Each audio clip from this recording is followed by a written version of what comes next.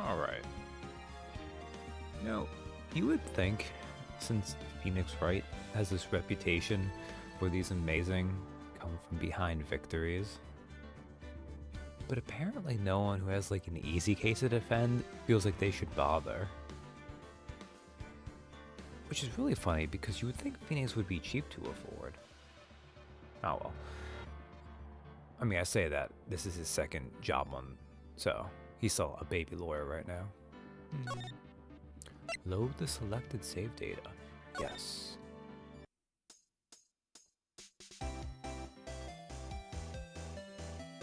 Baby burb. Exactly. A baby heart. A Naru baby. A baby Hodo. The flowers are fake, as expected. I know sunflowers and tulips, but that's about the extent of my floral knowledge. Ah, a still scene painting. Wait, should that be still life? Whatever, one of those is hanging on the wall. Oh, that's no clues.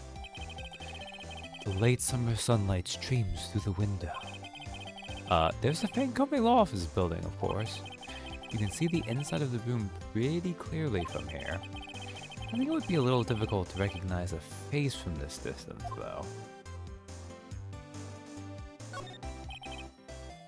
A simple bed. It's been recently made. Nothing eye-catching here. A bottle and 2 glasses are on the table. Somebody must be staying with her. Or she really likes to get crunk fast. There's a screwdriver stuck in this drawer. I wonder what's inside. Let's take a look. Oh, April, she was a... Hey! What are you doing? No touching. Oh, bad boy. You really shouldn't pry around in other people's rooms now. You wouldn't want to make me upset, would you? OMG. I could have gone that way with her, too. Upset? I thought she was going to explode for a second there. Did I? I think I already made the Larry Vision joke with the text box window, so... I wonder what could be inside the drawer.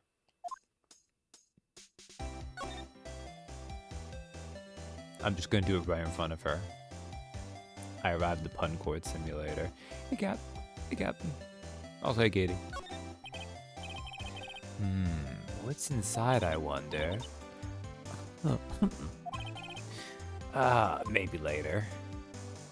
Okay. Yeah, they won't let me do that, that's fine. What you witnessed? Do you think you could tell me something?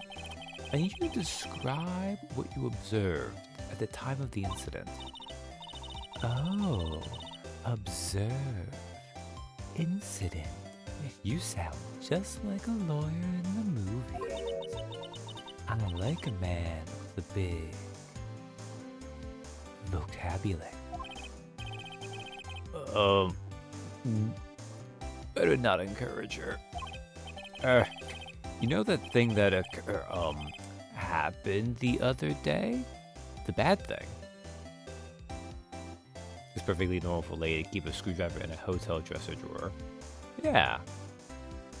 It's okay, we can resurrect Honeybee. Don't mention that. What did you see when it happened? I don't suppose you could tell me about it? Pretty please? Let me see. Well, dream on. If you want to know, you'll just have to come to court tomorrow, Mr. Lawyer. Oh boy. Could you, just who exactly are you? Oh, Mr. Lawyer. Are you hitting on me? No. Hey, I'm just doing my job here. You know, you're cute when you blush. Believe me, this is the first time in my life I've blushed this much. Right. Can you just tell me what it is you do? Well, no. And you had your little hopes up, didn't you? Oh boy. Actually, before we do this, I've got to present everything at her because I haven't had a chance. I know you keep calling me a lawyer, but here's my proof. Excuse me, but I'm a witness. Police witness. You understand? How could I possibly give you any information in good conscience, Me? The witness? It's just like in the movies. Alright, I think that might go for everything, but we'll check.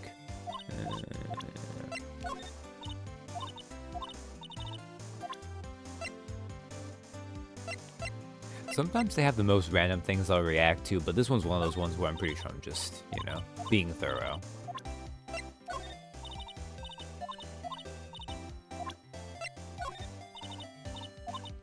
Okay. It would have been really funny if she'd, like, randomly respond to one or two of those, but... Alright. This room. I see there are 2 glasses on the table. Is someone staying here with you? Oh, what amazing powers of observation. You must be one of those famous detectives, like on television. Oh, no, not me. I'm just a lawyer. Although, I don't know exactly. Maybe I have to be half detective as a lawyer. I could never make it in this. I could never make it in this universe. The sheer amount of anti-help these people give would end up with me in court, ironically enough. Yeah, I could see that. There definitely are a lot of people here who are stubbornly thoughable. Say, Mr. Big Detective, why don't you go look for clues in the garbage? Miss May doesn't like nosy little lawyers. Oh boy. Alright, I think that's literally everything.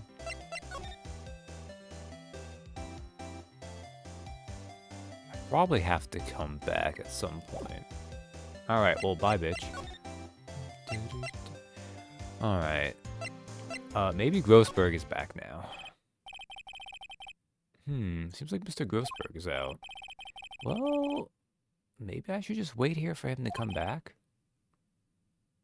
Also, her neck is weird. Look, you're not supposed to be looking at her neck. It's fine. Oh, what do I want to give Grossberg for a voice? I already go a little... Oh, that wasn't the most over-the-top clearing of the throat I've ever heard. Oh, so you're the one they say has been looking for me? Yes, that's me. He looks even grander than I imagined. That's bad on your color. So you're a lawyer, are you now? Yes, well, yes. And what do you want? I'm not particularly busy these days. Please, proceed. Not busy? Then how come no one could get in touch with you? Something the matter. You came to see the one and only Marvin Grossberg, do you not? Well, here I am, boy. What do you want? Out with it. Well, sir, actually, it's about Maya. Maya Fey. It's never a good reaction when you ask the intended defense attorney for someone, and you mention a name, and they immediately look at you anxiously and sadly. Oh, yes, Maya Fey. Go on. Why the strange reaction? I'm really quite busy here, son. I can't go taking cases on a day's notice. It's quite impossible. Wait a second. How did you know the trial was tomorrow? Anyway, I'm afraid it's entirely impossible for me to represent her. Sorry. End of discussion. What's going on? He refused me before I even got a chance to ask him. What do I tell Maya? Okay, I don't think you say anything new. I don't even know if this first game does it, where like it'll update if it changes. I think it will love that. Anyways, let's present everything at him. I think he might actually respond to our attorney's badge, maybe?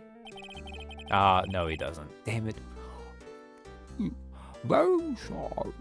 I've got nothing to say regarding this matter.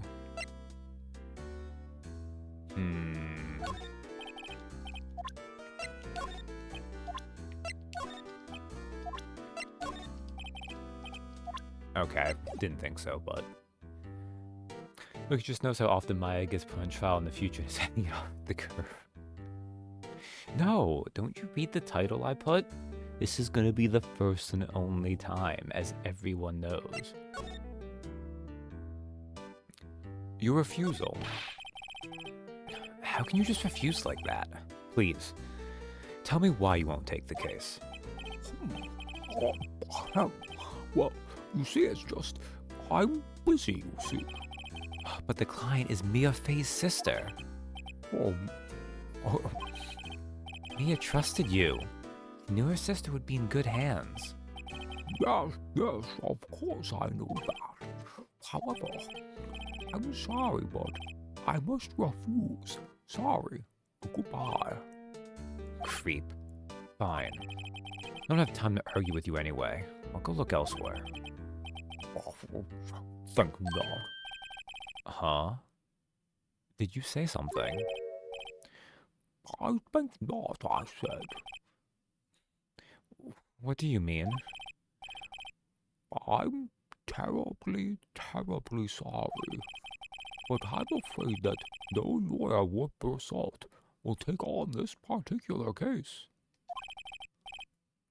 Terribly sorry, my boy. Why? I cannot say. I beg your pardon, but could you leave? Now, I've nothing more to discuss with you. What's going on here? Well, fortunately for Maya, we are in fact a lawyer not worth our salt. Or at least that's the opinion of us. So, you know. How did you know Mia Fey? She walked here a long time ago. When the apprentice that one learned my techniques in the blink of an eye. She left one day, quite suddenly. She had a mission, you see. A mission? You could see it in her eyes. She followed it with burning passion. Never looked back, that one. Wow, sounds like you knew her well enough that we are more pepper than salt. I mean, it's true. I think Miles is more the salt. That painting. That's quite a painting. Aha! You noticed. It's my pride and joy. Impressive, isn't it? Well, isn't it? The color of the sky, the hue of the sea, the weave of the straw hat is worth at least 3 million. But I have no intention of parting with it, of course. No, I won't sell it, not even to you. Wasn't interested, and I will never have 3 million in my life. It's not for sale. Not buying. Jeez. Alright, well, sucks to suck. We gotta break Maya's poor heart with the news, but it's okay. We are a defense lawyer. We will save the day. September 6th, 3:42 p.m. Detention Center. Visitor's room. Hiya. Oh, you're back. Did you find the lawyer? Well, what do I tell her? Well, see, just be honest. I really don't think you should use that guy. He didn't seem healthy. He was all skin and bones. Yeah, very honest Phoenix. Very Onyx Phoenix. No. What really happened? You don't mean he refused the help? Ugh. I see. I've been abandoned then. Aww, poor sad Maya. At least we'll never see this look again of her in the detention center. Okay. Well, we can ask her about the family now. What about your family? I only had my sister. My father died when I was very young, and I don't know where my mother is. Don't know? So she could still be alive. That sounds like something for a future game. The women in my family have been mediums for generations. They say a lot of spiritual power runs in our blood. About 15 years ago, our family was involved in an incident. There was a man and he ruined our mother's life. Ruined? After that, she disappeared. Several years after that, my sister announced she would become a lawyer, and she left the mountain. So, you live by yourself? Yes, I've gotten used to it. This is very clearly an anime game, so you know, I've been on my own since I was like 8 years old. Oh, also, I guess I have that bitch of an aunt, but she's not going to be relevant for a bit. I had to become independent, or I would lose my powers. I feel bad for her. All by herself, up on that mountain, where there won't be a village in the next game. Your mother's enemy. That goes weirdly hard for a, talking prompt. So, who was this man who, ruined your mother? About 15 years ago, there was an unusual murder case. It made quite a stir. Everyone was talking about it, apparently. The police were running out of leads, and they were getting desperate. Wait, they didn't use a spirit medium, did they? The police convinced my mother to try to contact the victim. Wow. So, what happened? The case was solved, we thought. You thought? The man my mother helped the police capture was innocent. The police's consultation with the medium had all been carried out in secret, of course. But a man found out about it and leaked it to the press. He told all the papers that my mother was a fraud, and the media jumped on it big time. My mother, became the laughingstock of the nation. I see. White. Excuse me? White? That was his name. My sister told me. White? Just a little longer now before the state-appointed lawyer comes, I guess. 4 p.m. Time's up. What should I do? Do I just leave her and go home? Hell no. Defend Maya. I've made up my mind. I'm going to defend you whether you want me to or not. Your consent is optional. Time to go home. Why? Why? Well, can't abandon you. Someone else is the culprit. I don't know why. I actually kind of like all of these. Like, I can't abandon you as that Mamoru energy. This is, gotta find the truth.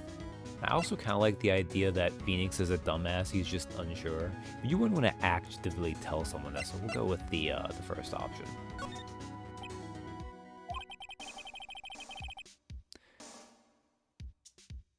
No one is as sad as a person without any friends. I know. I've been there. A long time ago. Why? Because the case is about the murder of my boss and I have a conflict of interest. Yeah, really. They never have a problem with obvious conflicts of interest like that, except for... I'm sure in like 1 or 2 cases it's come up slightly, but it's very much one of those wildly inconsistent and almost never when it's would be the case because it's inconvenient.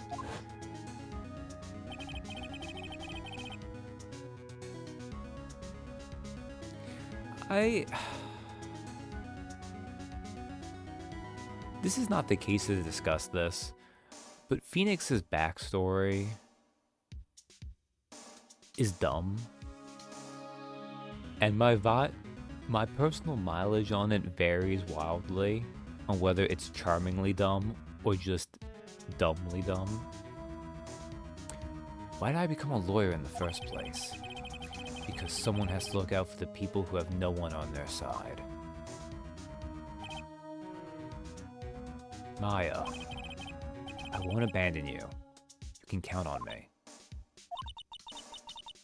That's so kind of you.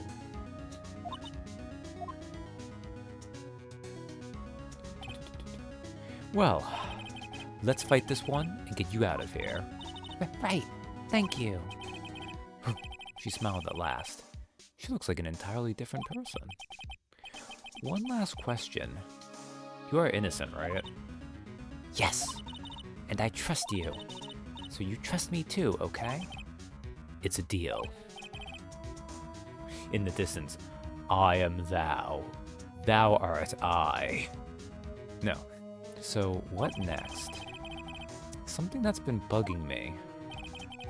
Just what was inside that strange woman's drawer. I'm thinking of not no, to the left. It was when I tried to look into the drawer that she got all defensive. There has to be something in there. Right. Oh, we can let her know we got our phone back too, I guess. Hey, I got your cell phone back. Oh, say, can I listen to my sister? Wow. That kind of goes hard out of nowhere. Can I listen to my sister's voice?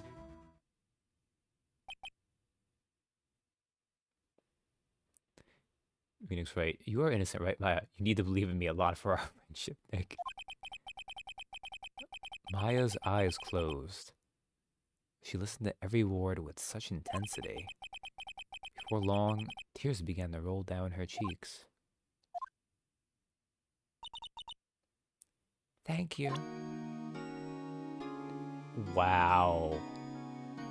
See, content. I almost missed that random tearjerker moment.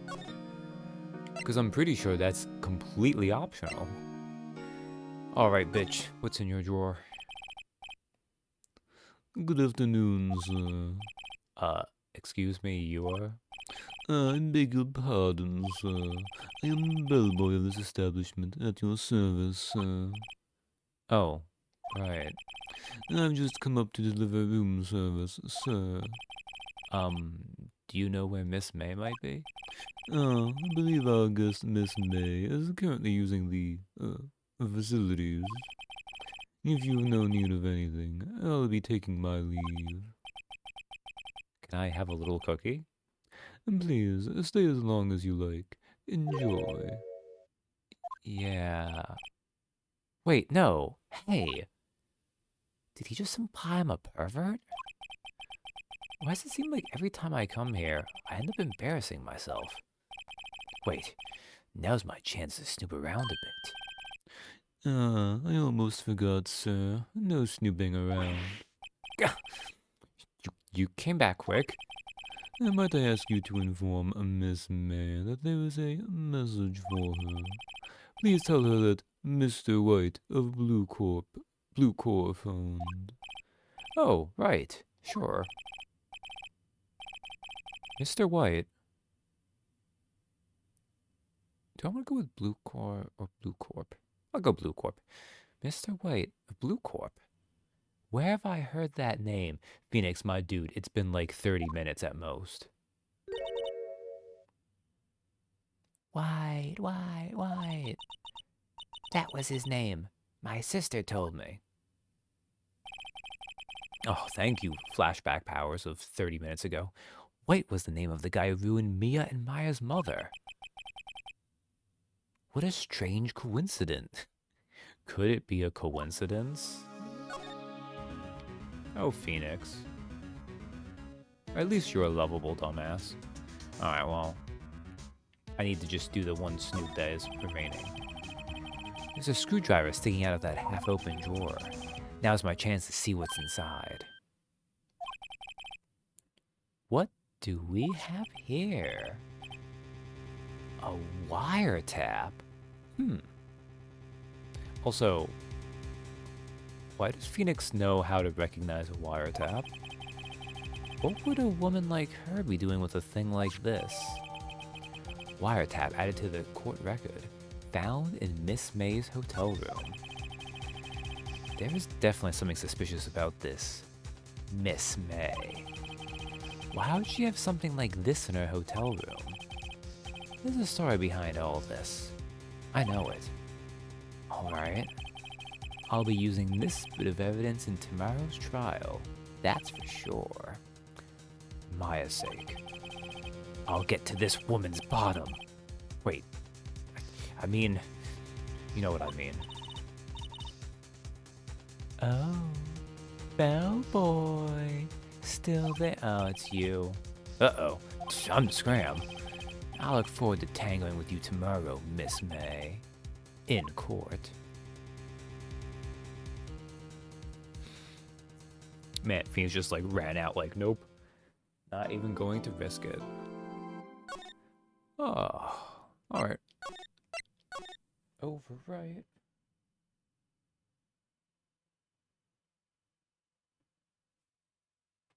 In court, yo. Phoenix having one of his occasional straight moments. September 7th, 10 a.m. District Court, courtroom number 1.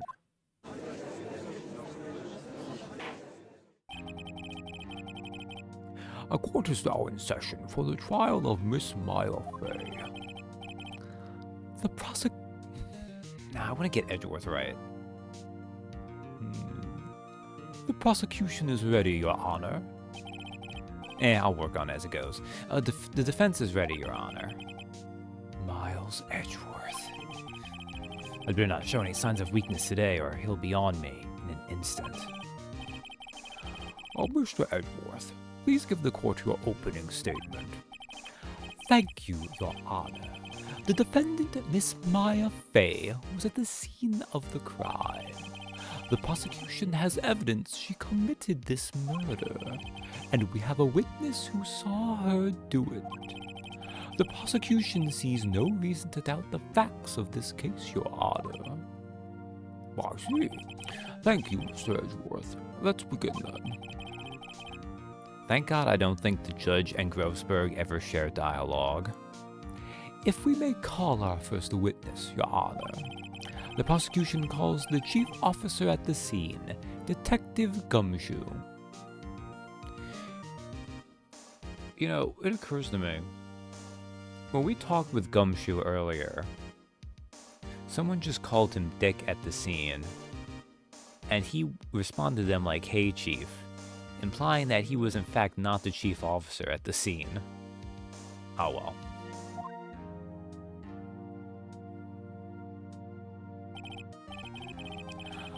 Witness, please state your name and profession to the court. Sir, my name is Dick Gumshoe, sir. I'm the detective in charge of homicides down at the precinct, sir. Also, poor Gumshoe, like, he's a lovable character, but usually, the homicide desk has one of the more competent detectives in charge of it. So, yeah, it's just hard to know with Gumshoe. Detective Gumshoe, please describe for us the details of this murder. Very well, sir. Let me use this floor map of the office to explain. The body was found by this window here, and the cause of death. Loss of blood due to being struck by a blunt object, sir. The murder weapon was a statue of the Thinker, found next to the body, sir. It was heavy enough to be a deadly weapon, even in a girl's hands, sir. Well, the court accepts the statue as evidence. They're still calling it a statue. Floor plans added to the court record. The murder scene, the Fang Company law offices. Now, detective. Yes, sir. You immediately arrested Miss Maya Fey, who was found at the scene, correct? Can you tell me why? Yes, sir. I had heard evidence she did it, sir. By the way, do we get to actually see the floor plan? Ah, yes we do. Excellent.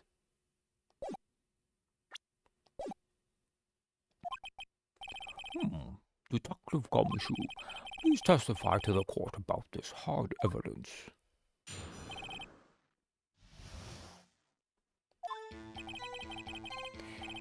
As soon as the phone call came in, I rushed to the scene.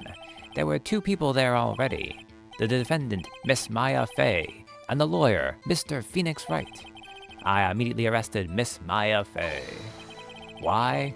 We had a witness account describing her. The witness saw Miss Maya Fey at the very moment of the murder. The very moment, you say. Very well, Mr. Wright. You may begin your cross-examination. Yes, Your Honor. Cross-examine what? I couldn't see a single contradiction in that testimony. Smack. Hey, I just threw something at me. What's this? When my sister couldn't find any contradictions in a witness's testimony, she would bluff it and press the witness on every detail. The witness always slips up and says something wrong. It worked lots of times. I should have expected Maya would know some of her sister's tricks. When you need your client to be educate you, yeah. Yeah, like, it's really sad that Phoenix learns the pressing mechanic, even though I used it in the first one. But the idea that not only did you not get a chance to see Mia do it in action, you didn't even learn or think about it in law school. It's Maya. Oh, Phoenix is a goober here. All right, let's give this a try.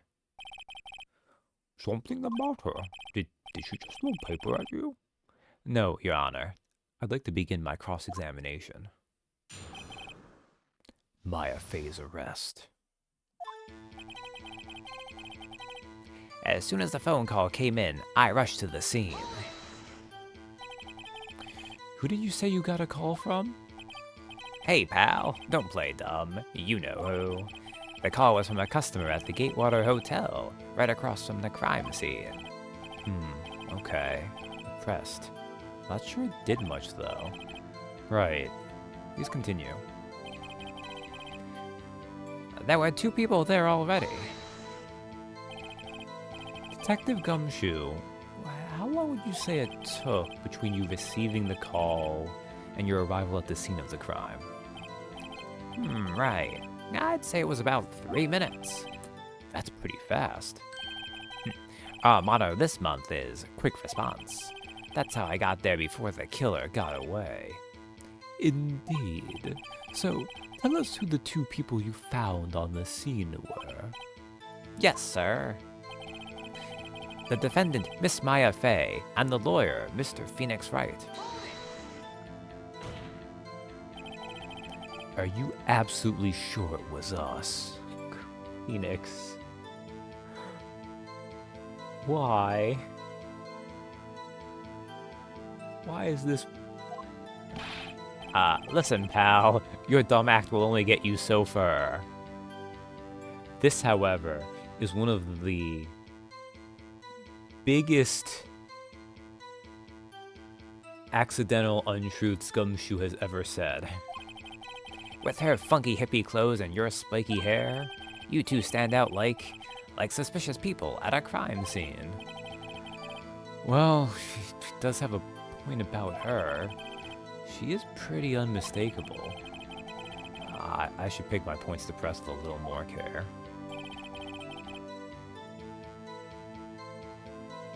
I immediately arrested Miss Maya Fey. Why is that? What's your reason? Why? We had a witness account describing her. Hold on just 1 second. Oh shit, was that the one I need to press on? Yeah? If I heard correctly, you said you arrested her because you had heard evidence she did it, correct? Huh? Did I say that? Me?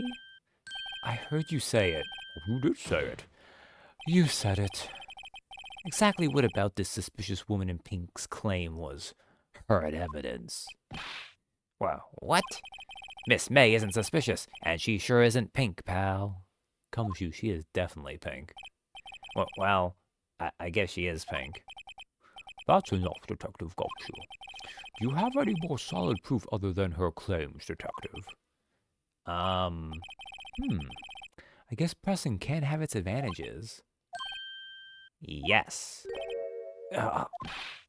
Sorry, I got the order of things mixed up in my testimony, Your Honor, sir. There was something I should have told you about first, Your Honor. Very well, Detective. Let's hear your testimony again. Heard evidence. After securing the suspect, I examined the scene of the crime with my own eyes. I found a memo written on a piece of paper next to the victim's body. On it, the word Maya was written clearly in blood. Lab test results showed that the blood was the victim's. Also, there was blood found on the victim's finger. Before she died, the victim wrote the killer's name.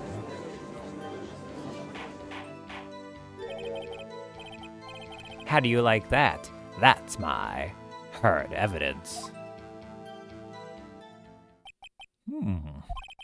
Before we begin cross-examination, I have a question for you, Detective. Your Honor? Why didn't you testify about this vital piece of evidence the first time? I know. I'm real embarrassed I forgot about it, Your Honor, sir. Try to be more careful. Spoilers, he won't. Very well. The defense may begin its cross-examination. God damn it, Judge. I think I've made you into... That's fine. I knew my Grossberg voice was going to be same anyways.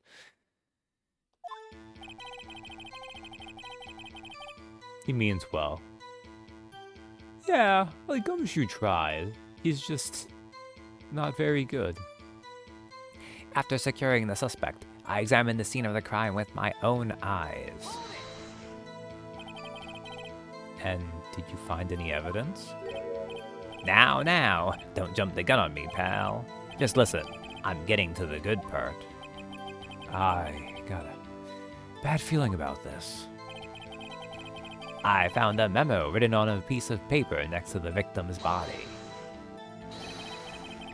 Just because you found it next to the body doesn't mean the victim wrote it. Ho-ho! Then who did write it, smarty pants? Who? Miss May. I did. The killer. I mean, actually, technically speaking, saying Phoenix did, while a stupid thing for him to say, is technically a possibility. But let's just make the one that makes more sense. The killer? And anyone can see that. Oh, you're saying the killer wrote her own name. Buddy, please. She was framed. Hold on. Our first objection. And it was Edgeworth. My God.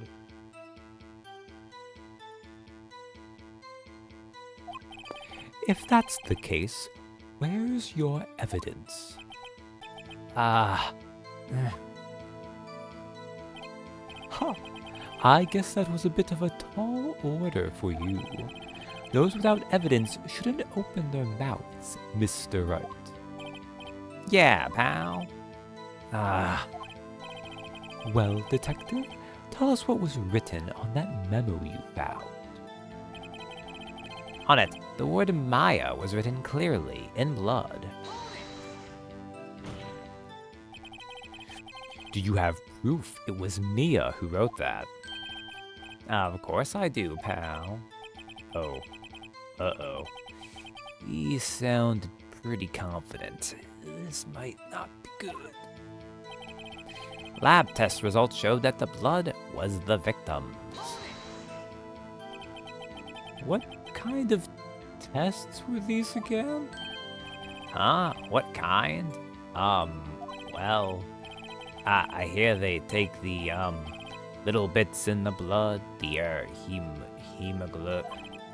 hermogoblins, hermogoblin, bobbin. I refuse to testify on this matter, pal. I'm no expert on blood tests. Oh yes, that was quite clear. You may continue with your testimony. Thanks, pal. I mean, Your Honor, sir. Detective Gumshoe. Yeah? I look forward to your next evaluation, as should you. Oh, poor Gumshoe. Like, he gets it pretty bad in these games, even if you just go for, like, the canonical progression points. But especially if you mess around to get more of the text. I think he gets enough pay cuts that eventually he has to pay the police station to work there. Oh. That was a mess. Right. Where was I? Also, there was blood found on the victim's finger. On which hand was the bloody finger, Detective? The right hand. She was right-handed. Ha ha ha. Nice try. Uh-oh. I guess it wasn't too hard to see what I was getting at there. Before she died, the victim wrote the killer's name. Detective Gumshoe, do you get a lot of cases where the victim actually writes the killer's name? Sure, it happens all the time in books and the movies. This isn't a movie, Detective. Ugh.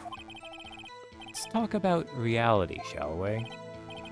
I guess I haven't heard of many cases, no. Don't you find it a little odd the victim would write down a name? Especially the name of her own sister? Yeah, actually, you got a point, pal. Stop right there. The witness's opinion on the matter is irrelevant. The facts are clear. The victim wrote down the name of the accused. The victim told us the name of her killer. Also, I didn't forget, that was Edgeworth's second objection. He's going to really pump up our numbers on the subjection counter. Order, order. That didn't go so well. That's right. What he said. That's his whole testimony. Okay. There has to be a contradiction in there somewhere. Let's find it. Huh. I wonder if it's because Phoenix doesn't have an assistant right now. Like, I know what it is. You're supposed to use the autopsy report. But I wonder if it's because this first bit's still on the easier side. Would they don't,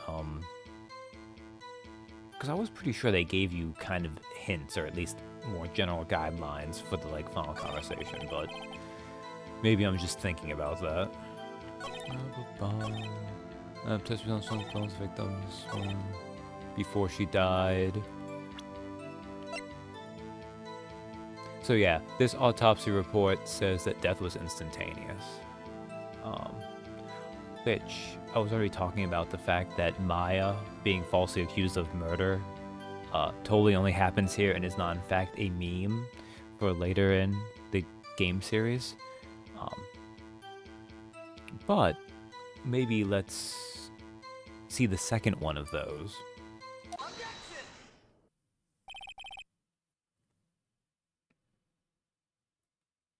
It is, again, very satisfying when you get it right and the music cuts out. That's just good game design right there. Detective Gumshoe. There's one thing I want you to clarify for me here. You say that the victim, Mia Fey, wrote this note. That she was accusing the defendant, Maya Fey? That's really what you're saying? What? This isn't one of those lawyer tricks now, is it? Of course she wrote it. Who else could have? You have it backwards, detective. Backwards? The victim is the only person who absolutely could not have written it. Oh, yeah.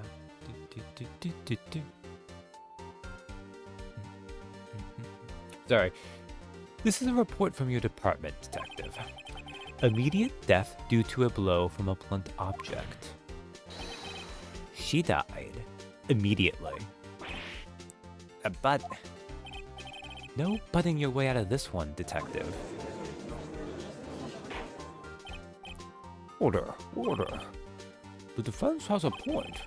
Someone who died immediately wouldn't have had the time to write anything down. Mr. Wright.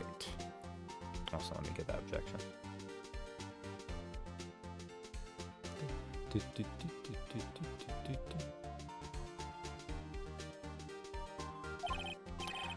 I beg your pardon, but when exactly did you obtain that autopsy report? What? When?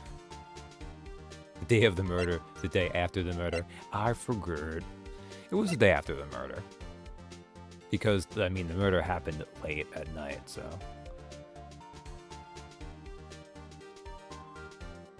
The day after the murder. It was the day after the murder? Oh, the prosecution's point being? That autopsy report is outdated, Your Honor. What? A second autopsy was performed yesterday, at my request. Death was almost immediate due to a blow from a blunt object. But there is a possibility the victim lived for several minutes after the blow. I received these results this morning. No way. Your Honor, it's quite easy to imagine that the victim did have time to write Maya. That is all. Oh, I see. Damn you, Edgeworth. I should have known you'd have something up your sleeve. Why, Mr. Wright, you look shocked. Something you want to say? You're a sham, Edgeworth. The detective's a sham. I'm a sham. Stupid sexy Edgeworth. Man. Who would... Like, look. These are all actually accurate in their own ways. But it's... Who wants to beat up on Gumshoe? He gets it bad enough regardless. Mr. Edgeworth. I've heard there's nothing you won't do to get your verdict. What reason could you possibly have had to request the second autopsy report? Mr. Wright, the defense will refrain from personal attacks on the prosecution. No matter, Your Honor. Mr. Wright, say what you will, the evidence in this report is undeniable. Your Honor, I submit this updated report to the court. Well understood. The court accepts the evidence. Autopsy report updated in the court record. Died from a blow by a blunt object. May have lived for a few minutes after being hit. Now, as a note, it says death was instantaneous, and we do know that technically it wasn't instantaneous in the sense that Mia at least was alive for like, I don't know, 5 seconds afterwards. She had enough time to go red, white, blue, at least. But the fact that it says a few minutes after being hit, that's pretty sus, isn't it? Well, Your Honor, The evidence strongly suggests the victim was identifying the killer. I suppose that's the obvious conclusion, yes. Darn, this isn't good. The prosecution would like to call its next witness. This poor, innocent girl saw the murder with her own eyes.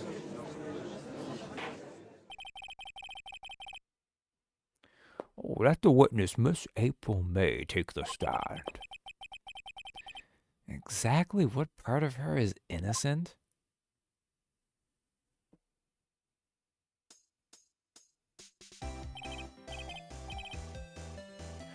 Witness, your name, please. Oh, I forgot she did that.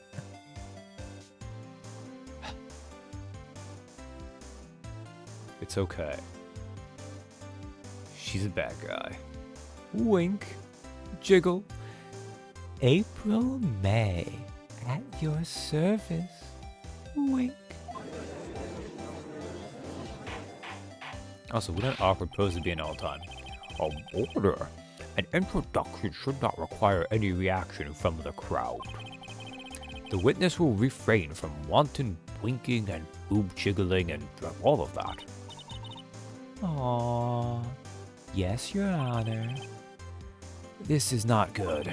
She's already captured the heart of every man in this courtroom. It's not their heart, Phoenix. Tell us, where were you on the night of September 5th when the murder occurred? Gee, I was like in my hotel room. I want to see something actually.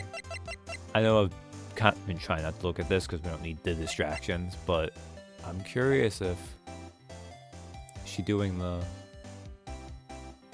Okay, I think it's more just a coincidence, like she's actually putting her arm down. I was wondering if maybe she was doing that like really blatant move where like a lady puts her arm beneath and just kind of like, you know, gives herself a little extra support to really let you see the girls in action. Oh, wrong thing. She seems like the type who would do that, so, you know. I feel like I had a valid reason to check. Back to the kitty claws. I checked in right after lunch. And this hotel is directly across from the Fay & Company law offices. That's right, big boy. Please testify to the court about what you saw. Look, sometimes you need the extra support, yo. I don't think she does. Well, actually, they are a little bit large, but I don't think she ever does it for that. Actually, don't know. A witness's account. Okay, hold up, April. I want to check something real fast. Oh, Marvin Grossberg, age 64, a veteran defense attorney and Mia's mentor. April May, age 23. Yeah, she's probably fine. Age 23, God. An eyewitness to the events testifies that she saw Maya commit the murder. Miles Edgeworth, age 24, a gifted prosecutor and a ruthless man who'd do anything to get a guilty verdict. Bellboy, age 26, bellboy at the Gatewater Hotel. He doesn't need a name. I don't even know what kind of fake pun name they would give him. These goddamn children. I know, right? It was like 9 o'clock at night. I looked out the window, you know. And then, I saw a woman with long hair being attacked. The one attacking her was the mousy girl sitting in the defendant's chair. Then the woman, like, dodged to one side and ran away. I guess I could have gone Valley Girl. Like, she's very clearly meant to be doing both of those things. But that girl, she caught up to her and she hit her. Then the woman with the long hair, she kinda slumped. The end.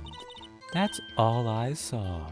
every little bitsy witsy wink. The unnecessary boob jiggle really makes me believe that you're telling the truth about having witnessed a murder. Well, Your Honor, I see. It is a remarkably solid testimony. I don't see a need to trouble the witness any. Wait, Your Honor? Yes, Mr. Wright? Oh, what about my cross-examination? Oh, I thought the witness's testimony just now was quite firm, didn't you? Mr. Wright, I understand you were Miss Mia Fey's understudy, were you not? You must know her techniques well. Her cowardly way of finding tiny faults in perfectly good testimonies. Hey, how dare you? Well, Mr. Wright, will you cross-examine the witness? No, I'm sorry, I'll let you dismiss her and announce my client guilty. Yes, I'm doing it. I'll gladly proceed with the cross-examination. If only because I have a feeling Edgeworth doesn't want me to. She has to have some weakness.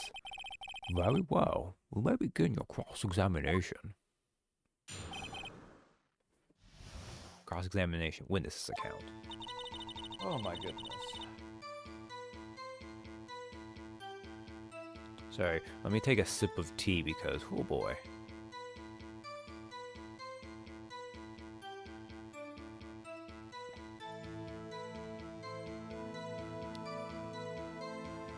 I need to be more careful and maybe mute the mic because sometimes I feel like it picks it up and I don't want to give gross ASMR sounds.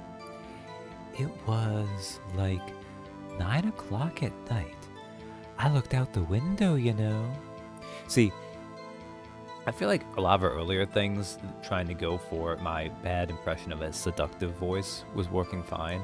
She's been a little bit more Valley Girl during this part of the case, but whatever. Why did you do that? Huh? Why? Like, why what? Why did you look out the window?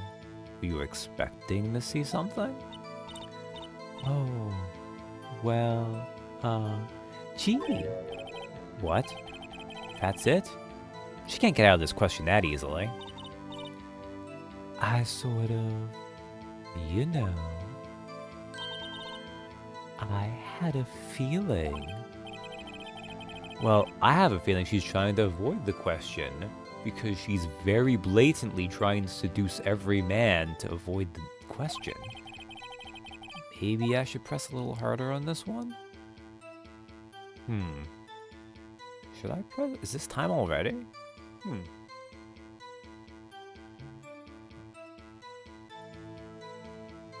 See, these things I don't think are ever like a problem, but a lot of times if you press... But they might not be doing that yet. We'll press harder anyways. I don't think this is when you press anyhow. Let's see how far I can run with this. Press it like a do not touch button. Surely, you must have had a reason to look out your window at that time of night.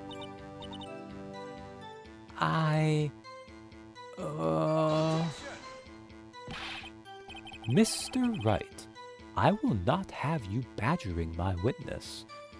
Oh yeah, this will let me juice up my objection numbers too. Which reminds me, I need to fix something right here. Sorry. Okay, there we go.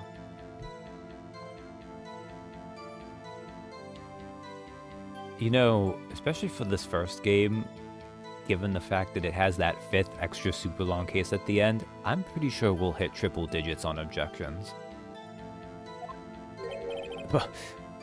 Badgering? You insist on needling her with these trivial questions. I really don't think it should be allowed. Yeah, stop him. The poor girl. We love her tickle bitties. Order. Mr. Wright, you have been warned. Poor girl. What about poor me? You looked out the window. What did you see next? And then, oh, I saw a woman with long hair being attacked. I think I'm still fine to keep pressing. The woman with long hair, that was Mia Fey? Mm-hmm. Slender? Sort of. Well, some people might say pretty, if that's your thing. Your thing? And the person attacking her? The one attacking her was the mousy girl sitting in the defendant's chair. How do you know she was the defendant? Well, you know, she had a girlish physique. Women know these things. Look, I just know, okay? There was only one person at the scene of the crime with a short, girlish figure. The testimony is bulletproof, Your Honor. He's right. Yep, he's right. I question the testimony. Interesting.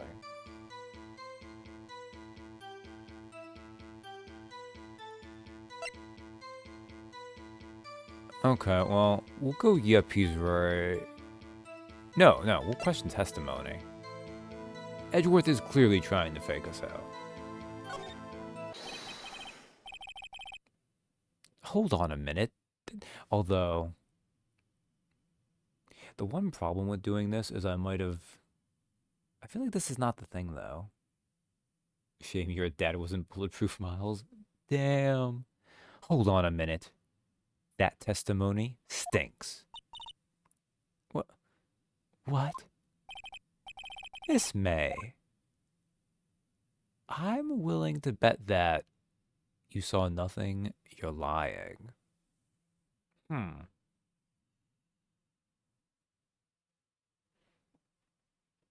These are both kind of the same thing, right? You saw nothing, you're lying. I mean, we'll say she's lying. I don't think this is a choice anyways. It's hard to tell sometimes. I might be thinking of the later games too, where they add complexity by making more decisions, actually decisions that can affect progress. Are you telling the truth? Did you really see the defendant?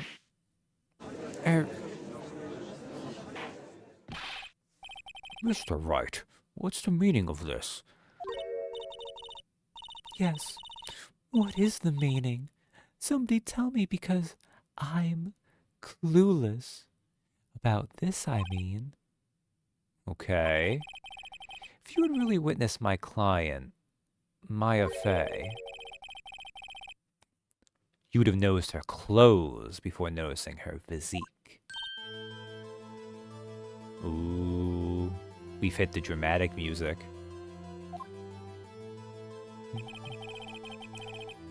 No one wears clothes like this on a daily basis, except her. And I'm no expert on fashion, but her hairdo looks far from normal to me. However, the witness's testimony mentions neither of these things. The testimony is bogus. But... Well, still, we don't know if she was dressed that way the night of the murder. She was, Your Honor. I saw her. And so did Detective Gumshoe. What do you say to that, Miss May? Rawr! What are you trying to say, you mean lawyer? I saw what I saw. I just didn't think all the trifling little details were necessary, darling. Miss May, the court would like to remind you to please omit nothing in your testimony. I'm sorry, Your Honor. I'll be a good girl. I promise. Wink. Your testimony again, if you would. Damn, I almost had her. Witness's account. I did see everything. I did. The victim, the woman, dodged the first attack and ran off to the right.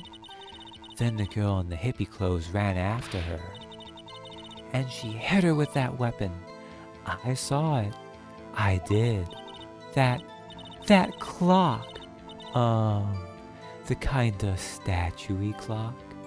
The thinker, I think? Well, does the accuracy of my report not startle you?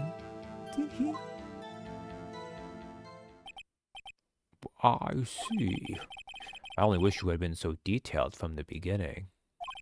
Aha!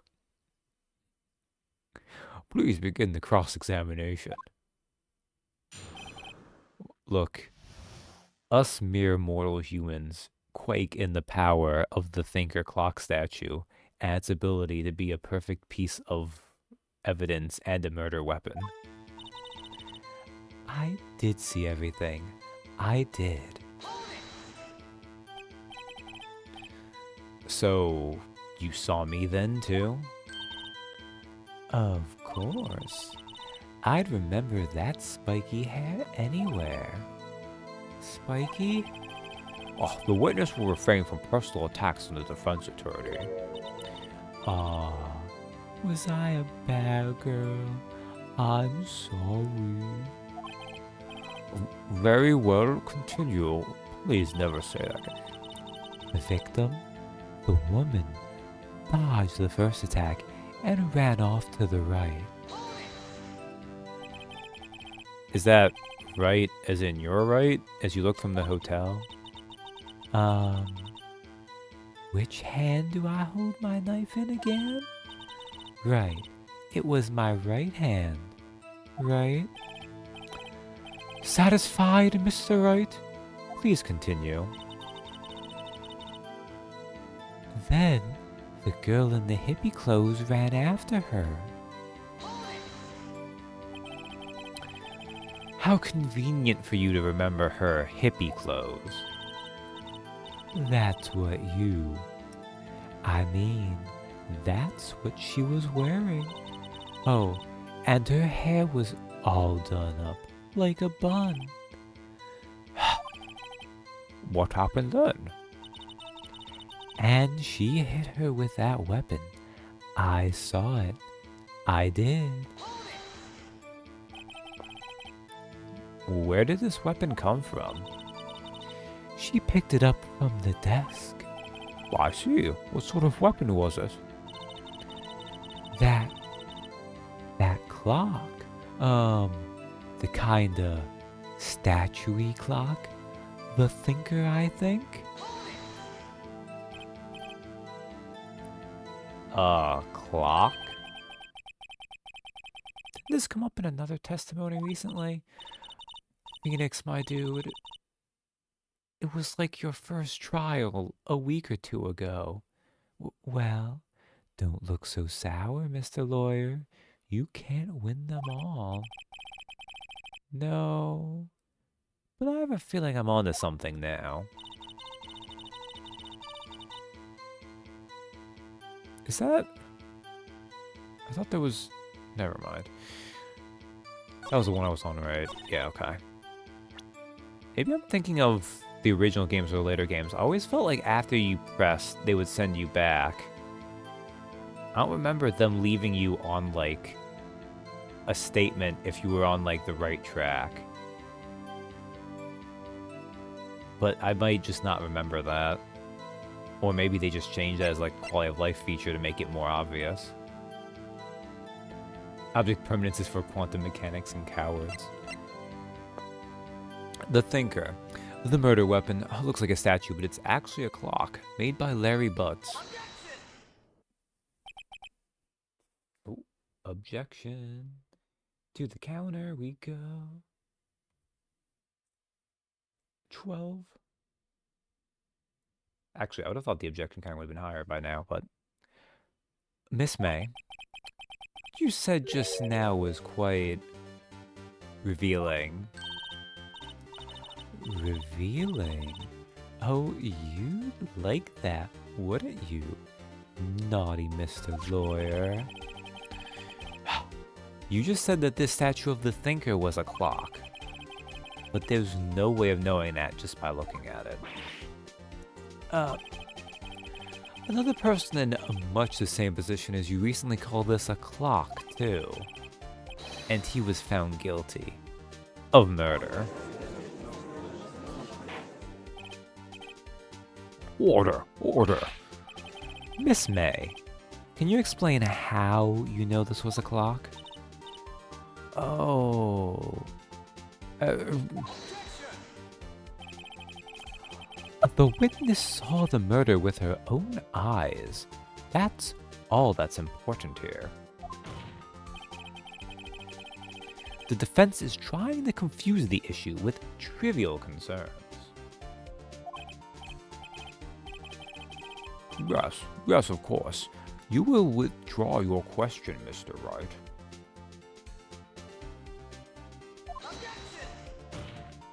Oh snap, we're getting an objection off. It's on. But questions are all I have, Your Honor. And as you may recall, I've caught murderers with these questions before. I mean, no, Phoenix, you've caught a murderer with these questions before. Oh, never mind, he caught him. I shouldn't have underestimated him. Well, only once. Let him dream. Objection sustained. You may continue to question the witness. That was close. If he stopped me there, the trial would be over. Huh? What? So, what happens now? What happens now is you answer my question. How did you know it was a clock? What? That's... because... I heard it? Yes, I heard it say the time. So, you've been to the law offices of Fay and Company? No. Hey, I didn't say that. Why would I go there? I heard it from my hotel room. Hee hee. The law offices of Fay and Company, where the murder took place, is very close to the hotel. She could easily have heard the clock. Well, Mr. Wright, are you satisfied? No, Your Honor. Can't give up now. I'm not satisfied because she couldn't have heard it. It couldn't have rung. I mean, these are both accurate. But the answer... But this is... She couldn't have heard it is only accurate in the sense that it can't make sound right now, so... Your Honor, members of the court, it is inconceivable that the clock in question rang. What says that actually? Is it the phone?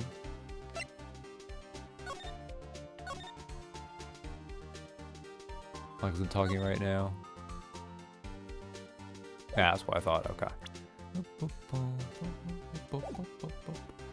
It is inconceivable that the clock in question rang.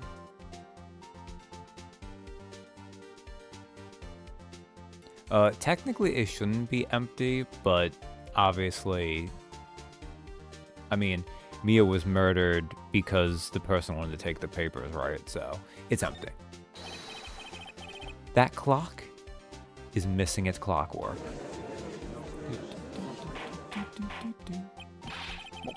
How could you possibly? Just take a look, right now. Oh. See anything interesting, Your Honor? It is as the defense says. This clock is missing its clockwork. It's quite empty.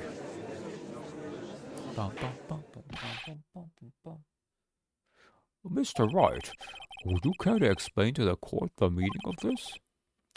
It is as you can see. The clock was empty. It couldn't have rung. Therefore, this witness is a big fat liar. Fat? Well, Miss May?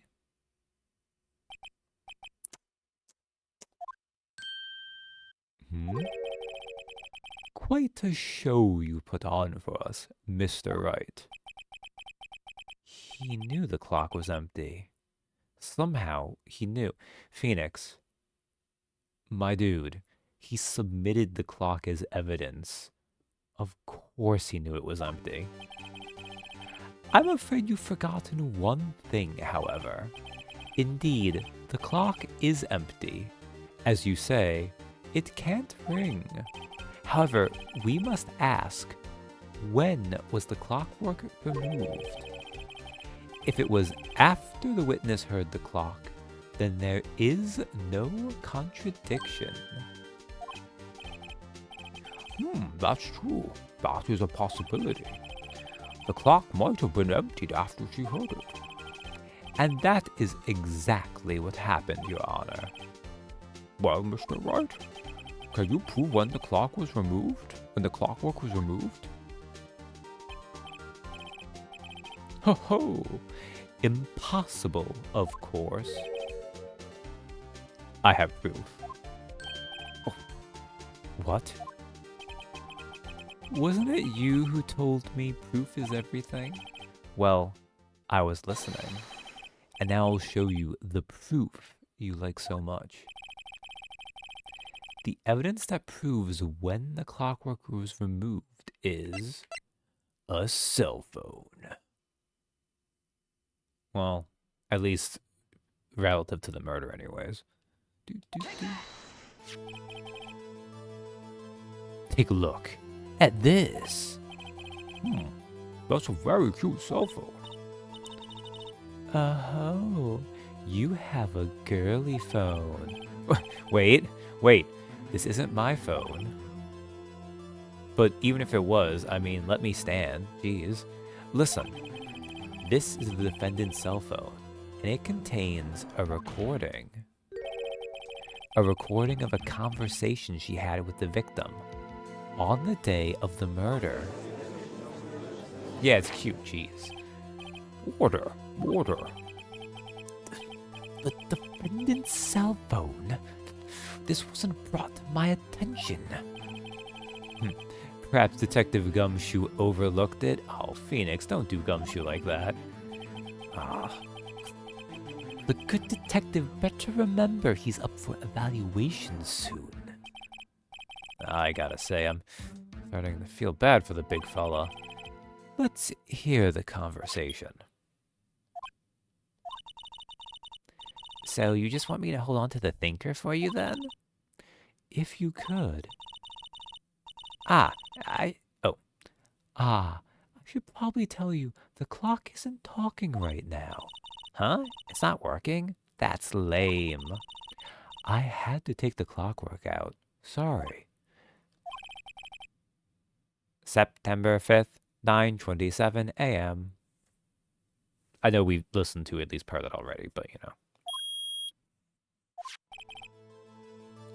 Your Honor, I think this makes it clear the clockwork was already gone by the time this was recorded, which was well before the witness even arrived at her hotel.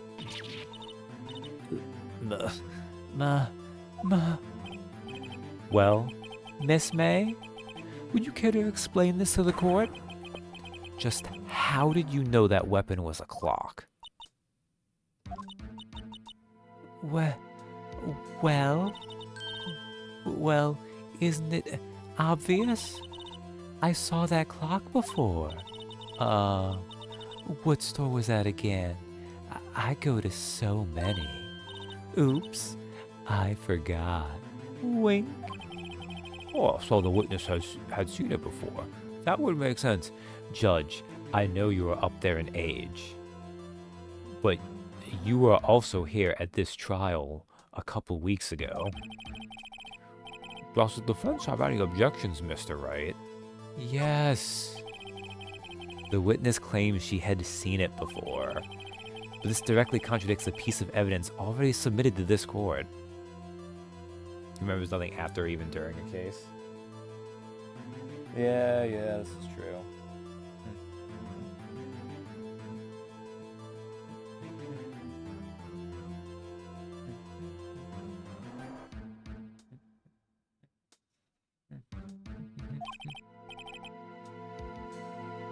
Sorry, sometimes I just lose myself to the music. Well, then that's it. Please produce this evidence that will prove the witness had not seen the clock before. Oh, wait. This is still the thinker, right? I'm not onto the wiretap yet? See, this is one of those times when, because we know eventually needs to go here, right? But I'm pretty sure we still need to be on the thinker statue. Because otherwise, we can't mention our good old friend Larry Butts. It's simple. This clock was never in any store, ever. Capcom Music does that to a person. What? What? A friend of mine made that clock. Only two exist in the world, bitch. And the one that isn't here is in police custody. Impossible. Everything is sold in stores. Miss May, I think it's high time you went shopping. For a better excuse. CSI Miami begins, but no. Oh, excuses not on sale today? Oh.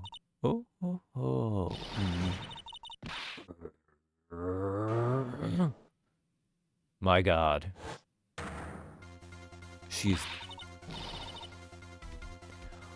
What's it to you, Porcupine Head? That stupid clock doesn't matter, okay?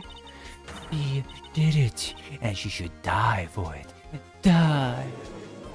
Oh man, this is not what my voice can do, okay?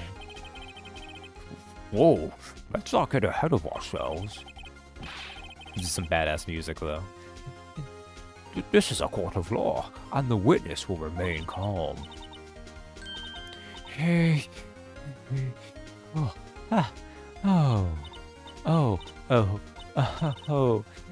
Silly me. Did I, like, lose it? I guess I did. Wink. Turnabout that witness.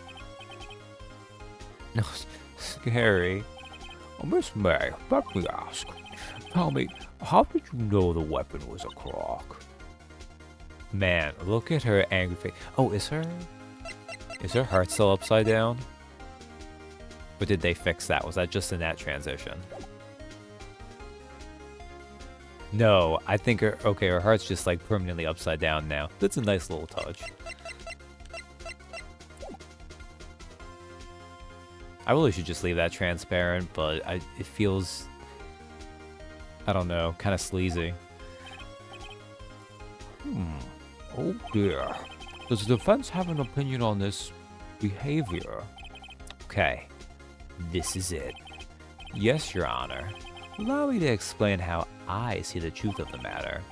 Miss April May, you knew the weapon was a clock because you held it. You had heard about it. The witness had never held the clock in her hand. However, she had heard that it was a clock. She heard. That is correct, Your Honor. There was no other way she could have known the thinker was a clock. And I can show you the proof. Wow, this is interesting. Let's see it then. Show me evidence proving that the witness had heard the murder weapon was a clock. Now, as a note, if you're going to remove your wiretap with a screwdriver, for the love of God, don't let the screwdriver being inconveniently too big let you leave the wiretap exposed in an open drawer. All she had to do was not leave the screwdriver in the drawer so that it was exposed. All she had to do. Actually, that's not entirely true. I think Phoenix might have actually checked if he saw the screwdriver, just because we did see the thing earlier. He just made it really obvious so we could skip that step. Have a look at this. Ooh, that? I found this in Miss May's room.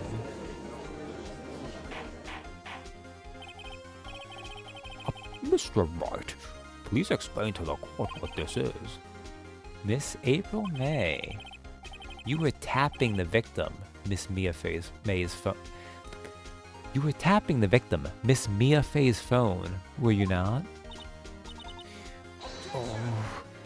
Oh. Well, Edgeworth sneaking in an objection. Fun fact is, even though we do objections, I think the prosecution will outweigh us on it just from all of these times. Or it ends up about average, either way. Your Honor, this is irrelevant. Well, I'm not entirely sure that it is. Objection overruled. It troubles me that our witness was in possession of a wiretap. This is outrageous. Does the defense truly claim that the witness was tapping her phone? Depends on how much pressing you do. Yeah, this is true. Absolutely.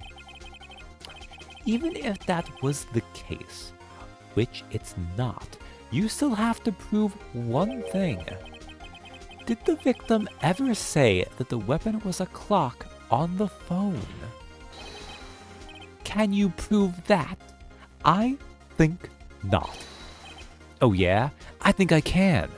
It's simple. What? Here's my proof. The proof that the victim said on the phone that the weapon was a clock is... Didn't... Edgeworth. I know, like, we didn't even go over the full recording, but in the part we already went over, I present the defendant's cell phone. Again. Oh yes, we've seen that. Listen once more to the conversation between the defendant and the victim. He's a little flustered, I guess. Yeah, Edgeworth, he is, on average, way smoother than Phoenix is. Although in his own games, he does flounder a lot more. Because unfortunately, they like to include a certain amount of joke options and have fun with it. So more serious protagonists have to be like, he's still a baby here. He's not had to deal with this level of shenanigans. This is true too. Like, we were told he's had a straight record of success until then. Until now.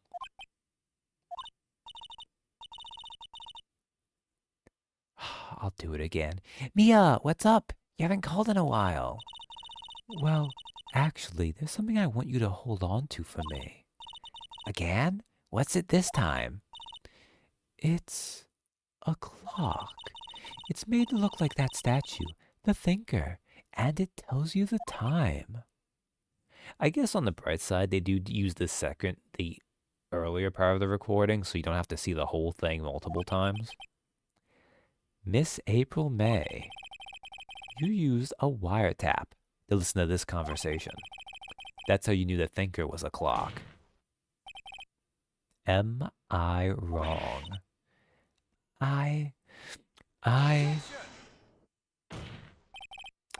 Your Honor, this is ridiculous.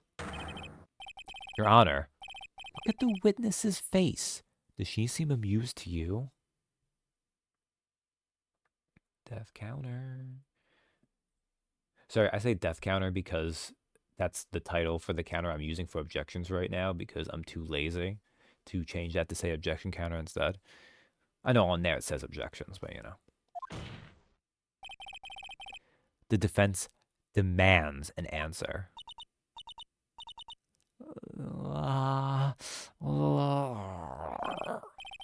Witness, answer the question. Did you tap her phone?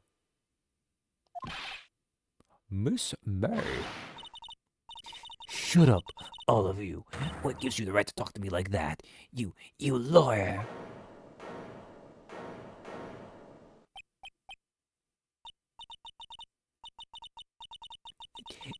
It's no fair, all of you ganging up on me like that.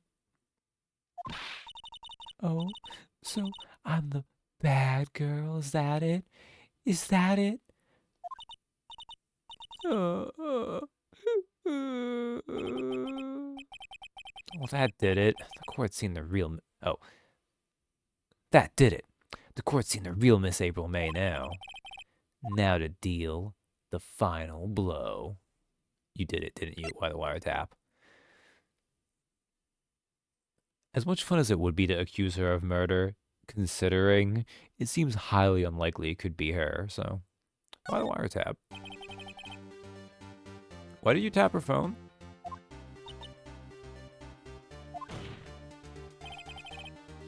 Answer the question. Do I have to? Isn't this a murder trial? Isn't tippity-tapping her irrelevant? Saying exactly what Edgeworth wants her to say. Miss May, you were tapping the victim's phone. I hardly call that irrelevant.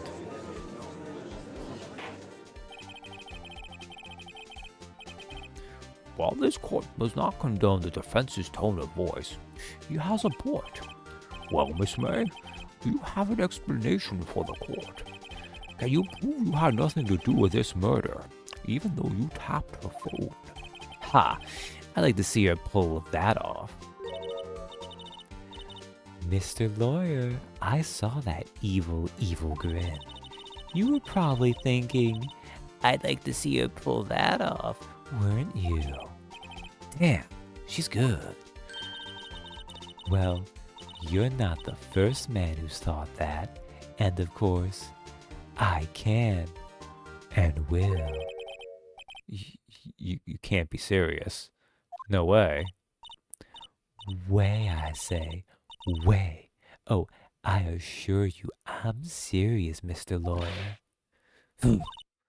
Okay, so the killing happened around 9 o'clock at night. Why, that's just when I was getting room service from that sweet bellboy. What? Room service? Iced coffee, I believe it was. Iced coffee? You know, like normal coffee, but cold. If you don't drink it quick, the ice melts, and then you have regular cold coffee. Iced coffee? Think I'm making this up? Ask the bellboy. Wink. Ergo, the witness was not on the scene at the time of the murder.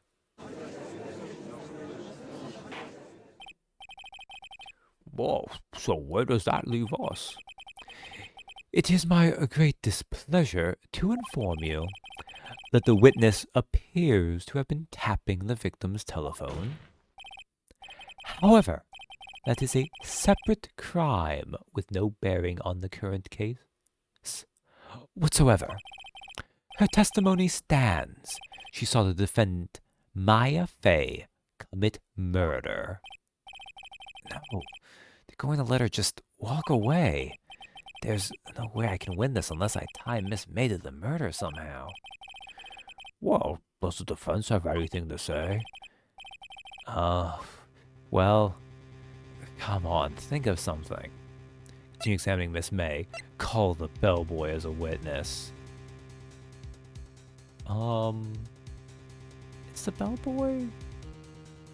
Is he day 1 or 2? I think it's you call the bellboy, right? I don't know. I don't think this is one of those ones that they punish you for anyways. The defense would like to call the hotel bellboy as a witness. There's something suspicious here, and I'm going to get to the bottom of it. I think you've sunken quite low enough already. I object to calling the bellboy. Why? What's your reason? because I hold that the wiretapping had nothing to do with the killing.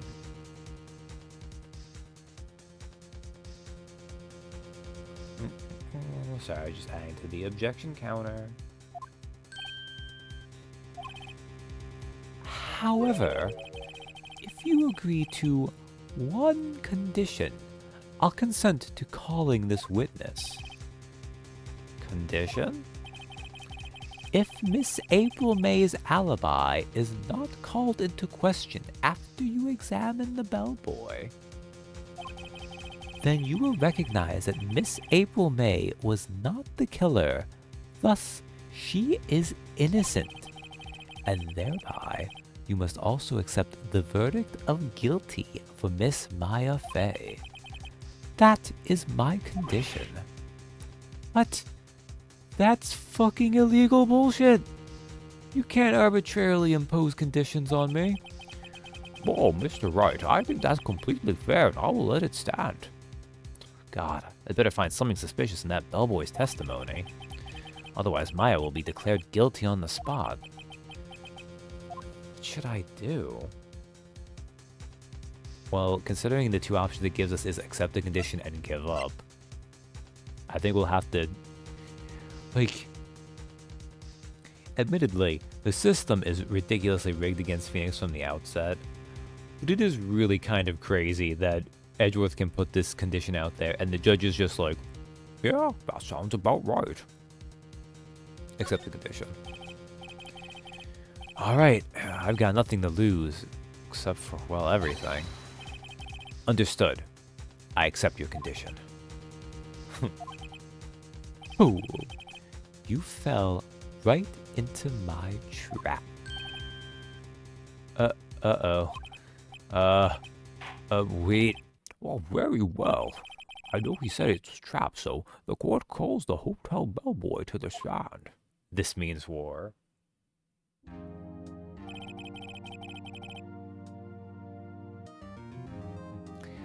I believe we're ready for the witness to testify. He certainly does look like a bellboy. Yes, sir. I received your summons in the middle of work, sir. I'm happy to be of service. Well, that tea set looks rather heavy, so without further ado, the witness may begin his testimony. Very good, sir. Oh my god.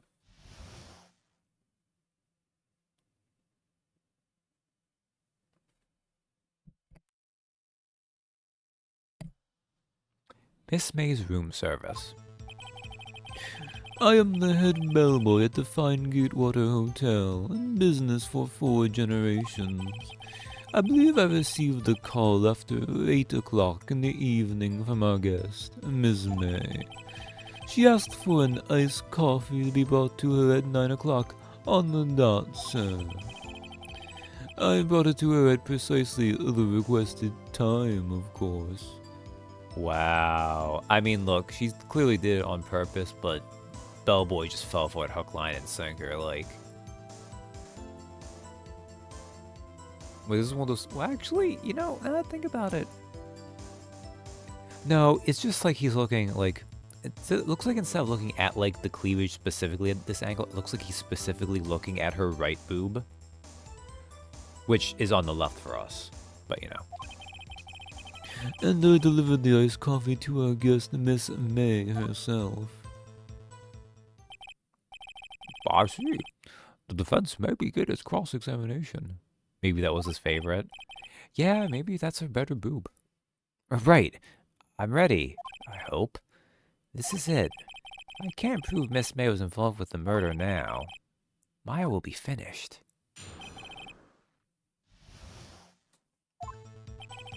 I'm the head bellboy at the Fine Gatewater Hotel, in business for 4 generations. What exactly is it you do at the hotel? Why, anything required of me, sir. I check in guests, I check out guests. I really checked out Miss May, let me tell you. I clean rooms, I make beds, I even deliver room service, sir. I checked Miss May in personally. Are you always so prim? Mr. Wright, you will refrain from asking frivolous questions. I believe I received a call after 8 o'clock in the evening from our guest, Miss May. Are you sure it was Miss May on the phone? Absolutely, sir. How can you be so certain? I checked Miss May in personally, sir. Not only did I see her in all her stunning radiance, but I also heard her voice. And then I saw them, and I... The point being, I remembered her quite well, sir. Yes, what then? She asked for an iced coffee to be brought to her at 9 o'clock on the dot, sir. 9 o'clock on the dot, you say? Yes, I confirmed that detail several times. She was watching a program on the TV and wished to drink after she finished, sir. 9 o'clock? How about the murder? I brought it to her at precisely the requested time, of course. Precisely 9 o'clock, then? Precisely, exactly, and most definitely, sir, at 9 o'clock p.m. How can you be so sure? Miss May was quite insistent that it be brought then. Oh, bellboy, tee I'd like iced coffee at exactly 9. Something like that, sir. Therefore, I knocked on her door at the crack of 9 o'clock, sir. If this game could please not have characters try to impersonate other characters, like, that's really fun when you're watching something with like dedicated voice actors and actresses and they can play around with stuff. But when you are badly doing your best to fumble your way through a game voicing most of it yourself, that is one of the worst things you can have to do. Why would she be so particular about the time? And I delivered the iced coffee to our guest, Miss May herself. You are sure it was Miss April May herself? Absolutely, sir. Absolutely? Yes, sir. As in, so very absolutely, sir. It's an endearing mannerism of mine. You're so very certain.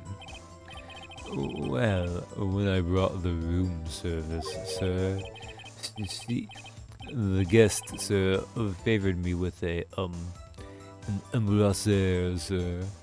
I'm sure I butchered that a little, but it's gonna have to deal.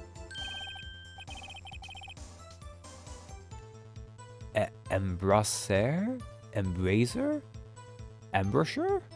Is that French for embrace? It's French for kiss, sir. But not a French kiss, sir. More of a peck on the cheek. Why would she have done that? I believe, perhaps, she was momentarily swayed by my prim demeanor, sir. It was a moment I shall never ever forget, sir. Sounds pretty fishy to me.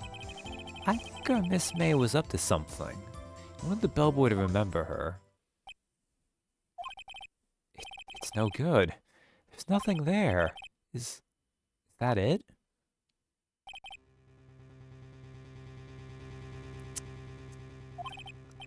Finally, you understand.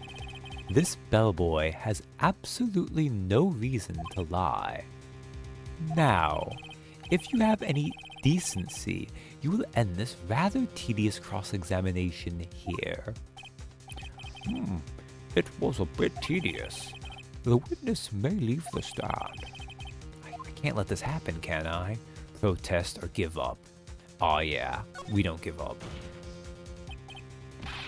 There will be times when we'll give up. Wait, please wait. Yes, does the defense have something to add? Oh, one last question. Let me ask one last question. Your Honor, I must object.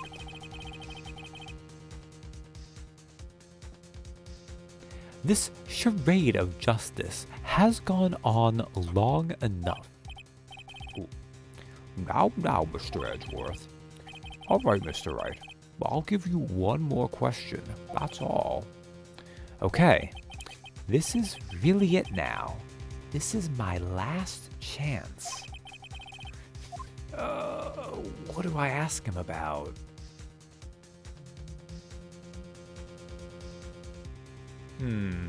Check-in, room service, bed making.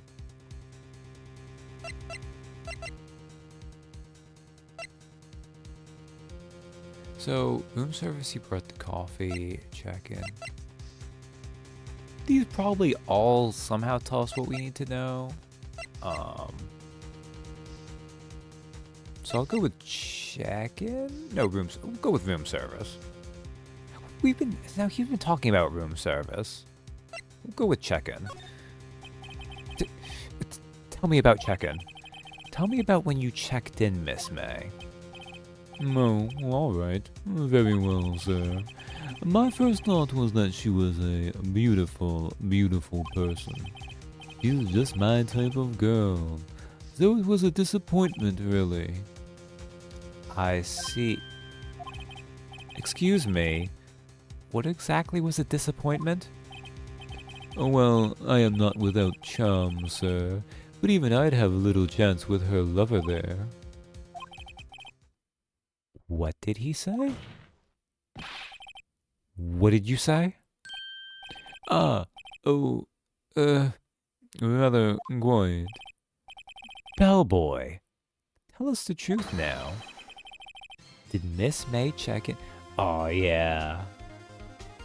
The musical, like the sting right before it goes back into it. Did Miss May check in with another person? I object. That was objectionable. Objection overruled. The witness will answer the question. Yes, I see. Why did you not mention this in your testimony? Well, sir, you see, you didn't ask. Nice try. That's the sort of thing you're normally supposed to mention. Yes, quite, indeed. It was the, good barrister there, Mr. Edgeworth, who... Oh, Edgeworth was naughty. He asked me not to mention it if I wasn't specifically asked, sir. Fool. I've done it. I've won. Getting a little bit ahead of yourself there, Phoenix. Miss April May checked into a twin room with a man, correct? Yes, sir. Naive, Phoenix, right? Then, when you brought the room service, you didn't see that man in the room? That's right, sir. Your Honor, we have just learned of another person involved who may have been the murderer. In light of this new fact, I hold that it's impossible to judge the defendant. Wouldn't you agree, Mr. Edgeworth? And who, Mr. Wright? Who is this other person? Simple. It was Miss April May, the bellboy, the man with Miss May. Like, duh. I don't know why they bothered making that a choice. Actually, they made it a choice so you could do a funny, dumb thing. The man who checked in with Miss May. Your Honor, as has been previously revealed, Miss April May was tapping the victim's phone. Yet Miss May herself has an alibi at the time of the murder. However, that does not clear the man that was with her. The bellboy saw no one else in the room at the time of the murder. My, what a convenient little setup. But it's too late. Too late? I suppose you'd like it if it was too late, wouldn't you? After all, it was you who hid the presence of the other man from this court. Absurd amateur. These accusations are ludicrous. Enough. The court acknowledges the defense's argument. I expect the prosecution and defense to look into this matter fully. Am I understood? Yes. Yes, Your Honor. That is all today for the trial of Maya Fey. Court is adjourned. We survived the first day. September 7th, 2:24 p.m. District Court, Defendant Lobby Number 1. Mr. Wright, you were amazing in there. Really? I think I might be your newest fan. Aw, Maya's a cutie. Oh, I was just doing my job, you know. Then again, that other attorney was pretty cool, too. Maya, no, don't be seduced by sexy Edgeworth. Huh? That face of his, with his eyes wide and trembling lips, it sent shivers up my spine.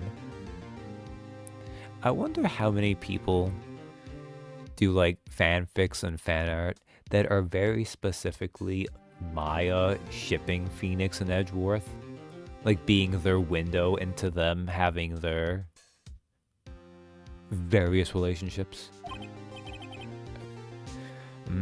If you say so. Oh, too many, I'm sure. So, what happens with me? Do I get to go home now? Well, no, I don't think so. Not yet. Oh, I see. But I got a great lead in today's trial. A lead? That man with Miss May. He's the key. Oh, I get it. What happened to Miss May after that anyway? I heard they arrested her. I guess she's learning her charms won't work everywhere. She's probably at the detention center now. I may have to go down there later. Anyway, this case is far from closed. Yes, sir. We're going to find out more about this man. Do you think he was the one who? Maybe so. Sis. Don't worry. I'll find him by tomorrow. I promise. I'm counting on you. Phoenix Wright is a himbo and Edgeworth is mega repressed. It is true. Like, they naturally just get that shipped together. I asked for a full record of April May's testimony. I thought it might come in handy during the trial tomorrow. But now that I have it, I'm not so sure. Most of her testimony was all lies. In fact, there's only one part that hasn't been stricken from the record. May testimony added to the court record. The victim dodged and attacked and ran to then ran to the right, but she was caught and struck. I don't know how much good this will do me at all now. Anyway, time to hit the pavement and do some investigating. Maya doesn't belong in that detention center, and it's up to me to set her free. To be continued. Oh boy, okay. Alright. I think I'm still okay to continue to do a bit more. But I'm definitely going to take a break here and guzzle some beverages for a little bit. So, also, sorry to say that it's kind of disgusting, but either way, BRB. So, I'm not a big tea drinker. Which, I mean, I should get right back to it, but on the side first. I'm not a big tea drinker. I did really like it as a kid. Iced tea, usually, not often hot tea. I would especially like it when it was, like, freshly brewed. But generally, I would go for, like, sugar, which I cut back when I got into my 20s just because I had too much sugar as a kid. I was overweight. My family has a history with diabetes, so, play careful. I think this is all generic enough and American enough, I can say it safely. But anyways, it occurs to me that, because I've cut out sugar lately, that I'm going maybe a bit too sparingly on the honey. But also I ran out of it and I need to get more later, so you know. It's neither here nor there, really. But I'm doing pretty okay right now. September 7th, 3:11 p.m. Detention Center, Visitors Room. Well, hello. I didn't expect anyone to visit me in such a dank place as this. It's really quite moving. Not, you stinking lawyer. I hope you die. Have you come to laugh? Yes, laugh at the fallen Miss May. Jesus Christ. No, not really. There's something I wanted to ask. Unfortunately, there is nothing I want to be asked. Haven't you done enough questioning, you spiky head? Here we go again. Please, you're scaring the security guard. So, what is it you wish to ask of me then? Daughters, how did you get to be so totally whacked? Can I look at anything else here, or is it same as... Hey, new stuff. Smile for the camera. Do we have anything to illuminate on about this guy, or is this all the same stuff? Reminds the visitor's room. He hasn't moved an inch, a real close guy. Ah, or maybe he just doesn't get to see a lot of women like Miss May in here.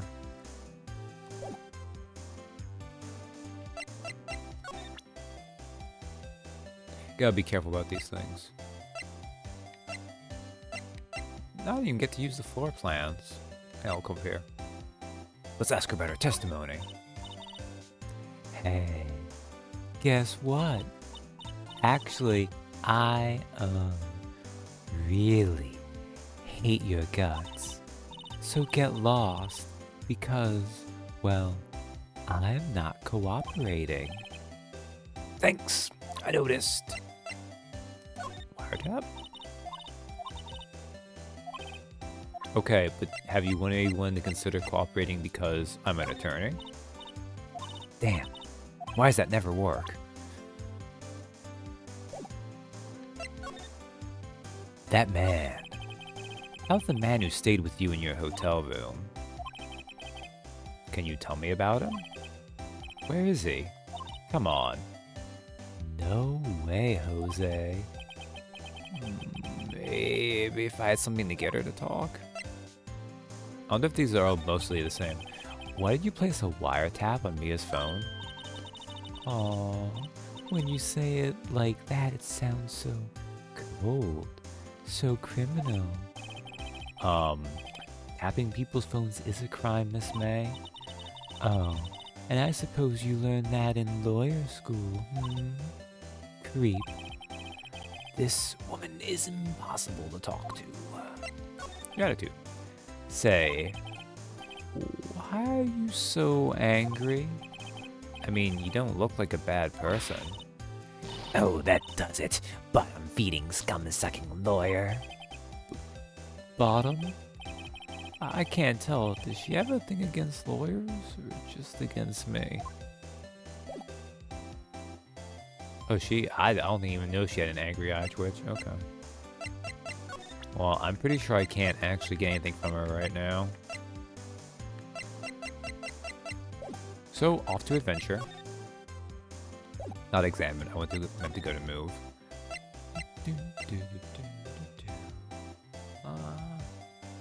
I guess maybe we can see if the bellboy's around. September 7th, Gatewater Hotel, room 303.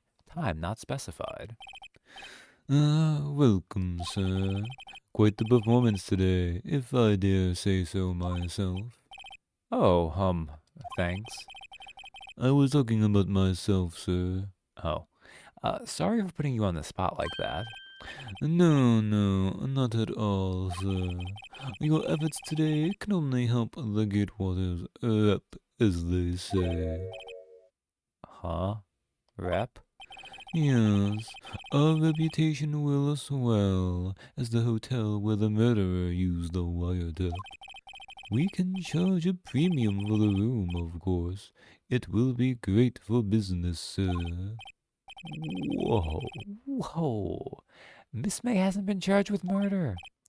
I, too, will become famous. The bellboy who brought the murderer iced coffee. Why do I feel like we're both stuck in the same bad dream?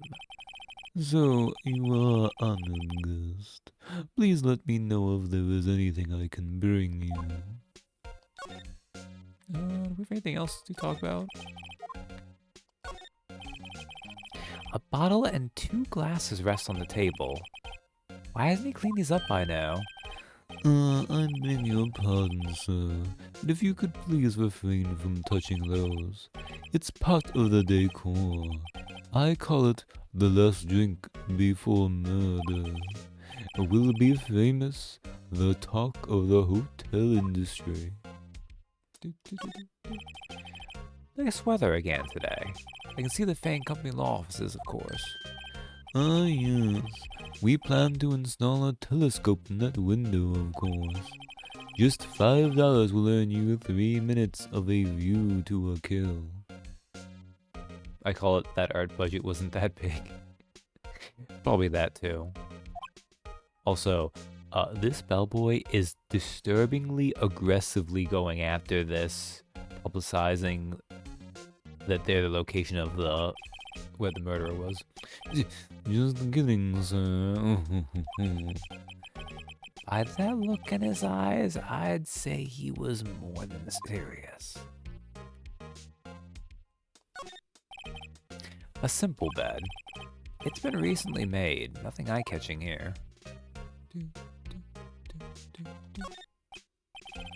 I still seen painting. Wait, should that be Still Life? Oh, whatever. One of those is hanging on the wall. A vase, as expected. Not good with flower names, except maybe tulips and sunflowers. Huh? There's still a screwdriver stuck in that drawer. Please leave that as it is, sir. That's the drawer of terror, hiding place of the murderer's wiretap. It's set to become one of the most popular attractions here. This guy is serious. I don't believe it. Okay, that didn't have anything that. Ooh, we can present stuff at him, though. I'm sorry. All I could think about during the trial was the hotel. I wasn't paying much attention to the evidence. Really? Okay. Well, you'll definitely care about the wiretap, though. Or not. Do you care about Miss May's testimony? No, that wouldn't make much sense, would it? Okay, well, can you tell me anything? About Miss May. Oh, sir, not to boast, but I know the moment I saw her. You'd do it, I said. Do what? I think the most suspicious person here is this guy. The man with May. I wanted to ask you about the man who was with Miss May. Ah, yes. He struck me as a real lady killer, if you'll pardon the expression. No, I won't. Today literally accused him of murdering Mia, which means he would be a literal lady killer. I knew it from the moment I saw him, sir. He and I are of the same ilk. We both carry the scent of danger. This bellboy is incredibly sus. There we are in total agreement, Mr. Psycho Bellboy. If you had a photo of that man, I'm quite sure I could identify him. Photo. Okay, so we're gonna have to come back here at some point. Could you tell me about this hotel? Absolutely. And on that subject, I have an excellent idea, sir. Currently, this hotel is known as the Gatewater. I propose that we add a subtitle. A subtitle? The Gatewater Hotel of the Murder Manor. Well, what do you think? Sounds great. Whatever floats your tea set. Well, you are not helpful for us anymore. I don't know, is there anyone at home? Yo, Gumshoe, are you here? Can you help us some? I hope you aren't mad at us for earlier. September 7th, Fay and Company Law Offices. Ah, looks like Forensics has taken the day off today. Detective Gumshoe's nowhere in sight. The police really gave this place a working over. I doubt there are any valuable clues left. I suppose it can't hurt to take a look around, though. How's the plant doing? Mia's favorite potted plant. How's it going, Charlie? I guess I'll have to water it now. The sky is blue, and so am I. There's that hotel right across the way.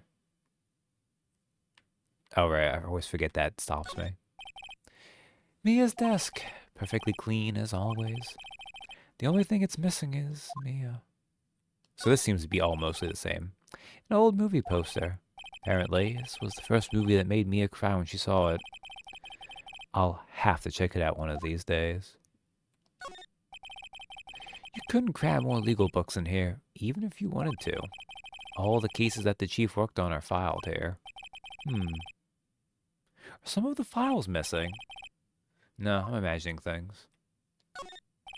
Oh, that's her desk. Okay.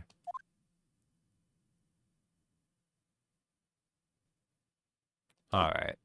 So that doesn't actually tell us anything. Alright, well, I guess Grossberg's gonna help us. Oh, right. The conspicuous painting. Okay, I remember this bit now. September 7th, Grossberg Law Offices. Huh. Looks like Grossberg is out today. Again. Maybe he's avoiding me for some reason?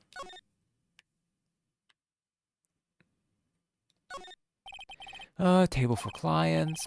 Elegant ebony case. And if I'm not mistaken, that letter is made of solid gold. You know, I can tell someone here's got money to burn.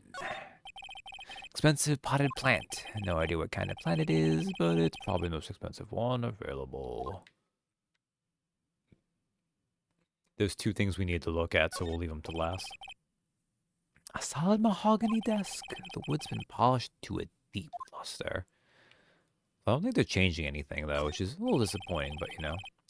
Expensive-looking mahogany bookshelves filled with expensive-looking books. Funny. They don't look like they've ever been read.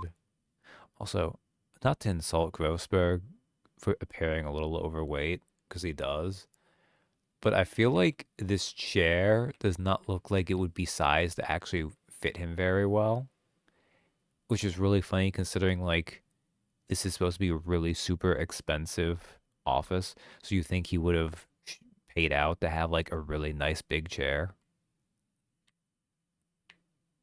Alright. He squats on it, I assume. Yeah, could be. Wait a second. Wasn't there a giant painting hanging on that wall? Yeah. Yeah, it was a painting of... Sunflowers, Marvin Grossberg, Fisherman. Wasn't it? Wasn't a very memorable painting, anyhow. What's this? Grossberg sits on a chair like L. Oh, that'd be amazing. Old photos. There are two lying here. Something's been written in pencil on the backs. DL6 Incident Exhibit A. DL6 Incident Exhibit B. I forgot that DL6 came up in this case. That's pretty good. Let's take a look at these. DL6 Incident Exhibit A. I'm sure I've seen this person somewhere. Perhaps I'll borrow this photo. I'm sure no one will miss just one little photo. And it might be a valuable clue. I'll take it for now. Photograph quietly added to the court record. On the back, the words DL6 Incident Exhibit A are written in pencil. Is this one of those ones where I need to change out? A photo lies on the desk.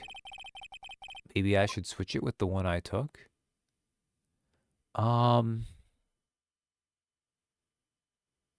I think we need...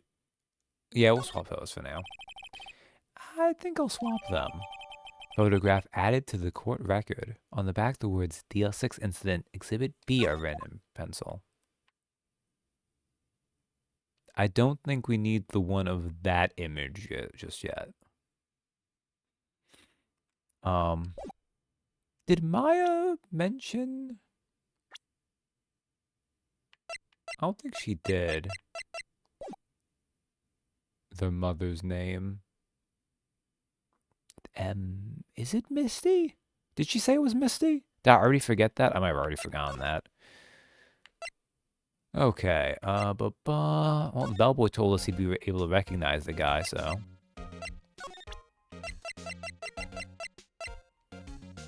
Hey, bellboy, check this out. Take a look at this photo. Look at this photograph. That's him, detective. I'm the lawyer? Oh, I know that.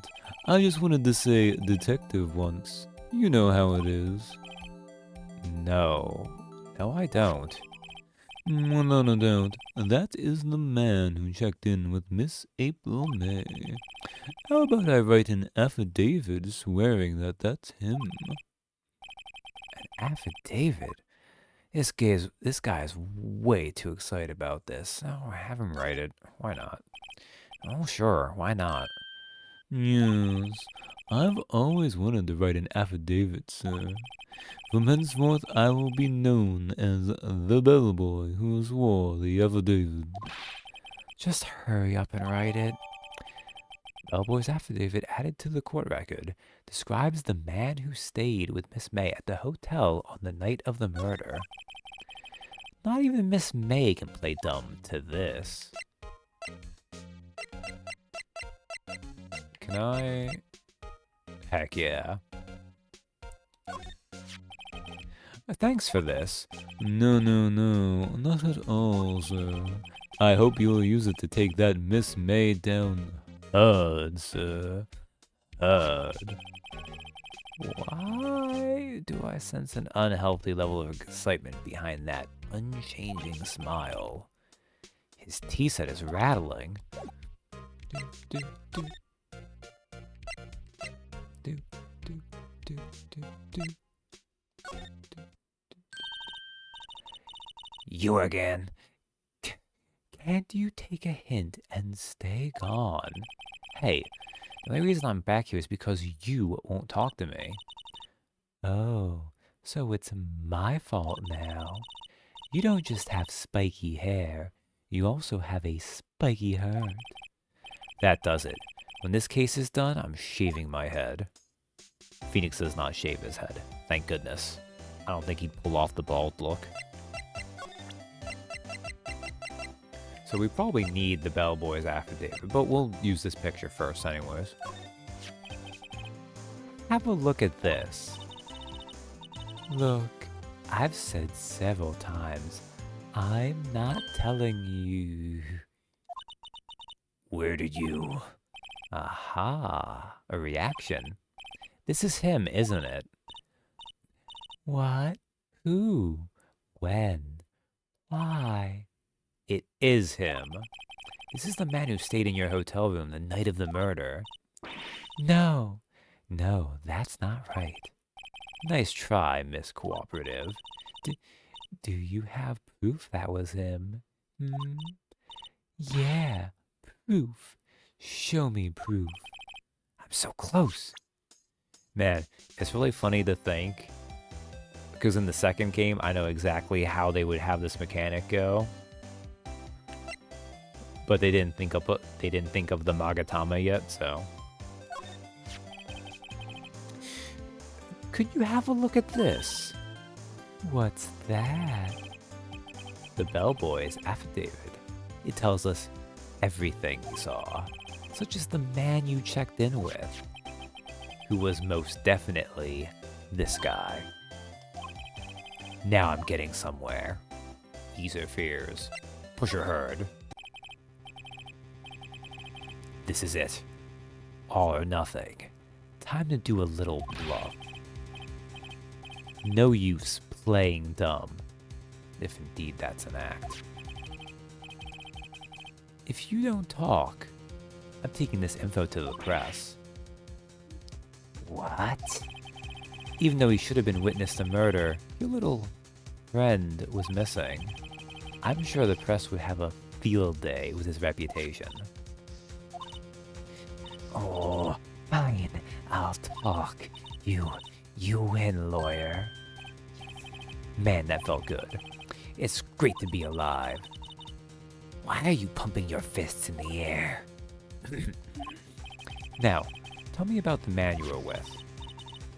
That man, he's my boss. Red White, the president of the information gathering conglomerate, Blue Corp. Red, White, information gathering. Well, I suppose you could call it a detective agency. So this is the man that was with you the night of the murder. I'm scared to talk. I don't want to end up like her. It's okay. I'll just ask Mr. White himself. Can you tell me where Blue Corp is located?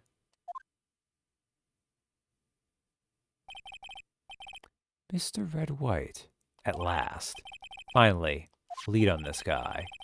If April May couldn't have done it, that leaves him. Time to take action. Bellboy's affidavit discarded.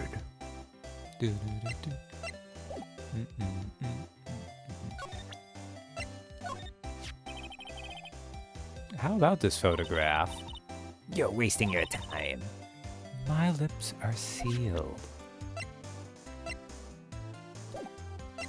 I can actually get new things to talk about, right? Yeah, no, okay. You're talking to me about that? No, she still hates her guts, okay. We got what we needed from, but I figured I'd do this. We can go to Blue Corp now. We'll go to Blue Corp. September 7th, Blue Corp Incorporated, CEO's office. Oh, something looks a little familiar. What's with their surreal decor? Welcome. Please furnish me with the title of your personage. What the? Your name. What's your name? I was just inquirably asking the title that you go by. Wright. Phoenix Wright. Inquirably. Mr. Wright, is it? Right, I see. Splendiferous. Perhaps I have intimidated you with my giantesque vocabulary? What is this guy's problem? I'm Red White, CEO of Blue Corp. You know, corporate expansion official. My business dealings bring me into contact with the elite of the elite. So I'm afraid I am not used to conversing with the woodily challenged. What a fruitcake. Let me guess. You are an attorney fresh out of law school, are you not? That's the only explanation for why you would come to meet me like this. What does he mean by that? No matter. So what business does a mighty lawyer have with a man such as myself? This guy's arrogance meter is off the scale. Holy moly. Like, okay. I know sometimes you should feel yourself, but this and oh my god, okay. A statue of a man holding up the world. The Blue Corp sign certainly stands out enough. The mile for the man is, of course, Mr. White. Truly a work of art, but probably too beauticious for you to appreciate, correct? I think it's a little too beauticious for just about anyone to appreciate. An impressive lineup of trophies. Judge's Special Runner-Up, Best Participation, Judge's Cooperation Award, Special Good Try Prize. The words judges and special kind of stand out.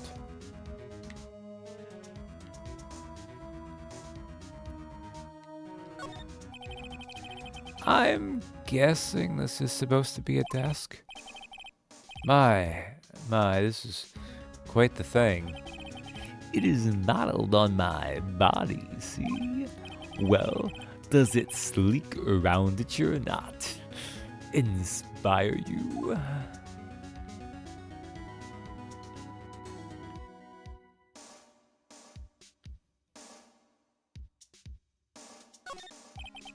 This is the top floor of a 20-story building.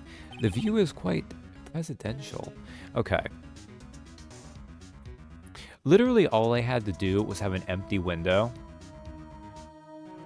and it would have worked, because at the angle we're at, and if this is like the 20th floor, you could imagine not seeing another building or something. But very specifically, they have, for some reason, he said it's the 20th floor, and we have an angle to the next building over, and it's air conditioning unit? It's a strange choice. Okay. Haven't I seen this somewhere? Is this a replica? Ridiculosity! I have no interest in anything but originals. That right there is a bona fide original, worth $5 million for sure. I think it's worth $3 million, but... Oh, heck yeah. Yo, Red White, we're a lawyer. I am terribly sorry, but that really doesn't seem to concern me at all. Okay, well, what about this DL6 that's in the picture? About this picture? Gorgeous. That's a picture of me. I see it was taken in the prime of my youth, about 10 years ago at a guess. The hotel bellboy says he saw this man on the night of the murder. On closer inspection, he does look a lot like me, but I'm afraid this is someone else. Nope, that's definitely not me. He's far too young. Do I have anything about this? Okay, can we ask you about the wiretap? About this wiretap. The one that Miss May used, right? Bad girl, bad girl. She testified that she placed the wiretap at your request. How pathetic. I guess she's trying to pass the buck. Bad girl. Sorry, I can't help you. I know nothing. I'm going to need hard evidence to get anything out of this guy. Okay, I don't think there's anything else I can think of that would actually... Oh, do you recognize the statue? Okay, no. Miss May. Miss May is an employee of Blue Corp, is she not? Correct. She was my secretariat. What a shock it was to hear what she has done. She has done? You mean the wiretap? Indeed. She is paid to answer phones. Tapping them is not in her job description. She does gather information for us as part of her duties, but I assure you, we do not condone illegal methods. It is ineffable that she would do this. Sounds like he's trying to turn Miss May into a scapegoat. On the night of the murder, were you in April May's hotel room? Who can say? I seldom pay attention to mundane details such as time and place. My motto is, don't worry, be happy. Still, Mr. White, the hotel bellboy has stayed on the record. He does remember you very clearly. No matter. The bellboy can say what he pleases. I still won't talk to you. If you want me to speak, put me on the witness stand. Although I doubt you'd be capable of doing that. This is a good question, actually. Why didn't the prosecution call him as a witness? You should have seen the same thing as April May. Oh, ho, ho. The police, the courts. To me, they are mere toys, playthings for my amusement. Blue Corp. What kind of company is Blue Corp anyway? Excellent question. We buy and sell various kinds of information. We are a company of the future. You might say we are the future. Sell information? In just 10 years, I've built this business up into the grand office you see now. Ah, in case you were wondering, Blue Corp was named after the color blue. I, Red White of Blue Corp, as founder and CEO, named it so. And why, you ask? Because I like the color blue, of course. Fantabulistic, is it not? Huh, right way is a lot. There's something that's been bothering me. Yes, what might that be? That big painting on the wall over there. It's gorgeous. I've seen it before. When did you get it? Actually, it's probably when did you get it, but I'll say I've seen it before. You know, I've actually seen that painting before. Oh, Just yesterday, actually. your point being... My point is simple. Or, rather, my question is simple. Why is that painting hanging on your wall? Mr. Wrong, was it? Right. It appears you do not fully grasp your position here. I ask again, who are you? Lawyer? No, my feeble friend, a mere lawyer. Worth nothing, zilch, zippo, nada. Just like that sorry excuse for an attorney, Grody Burger. What?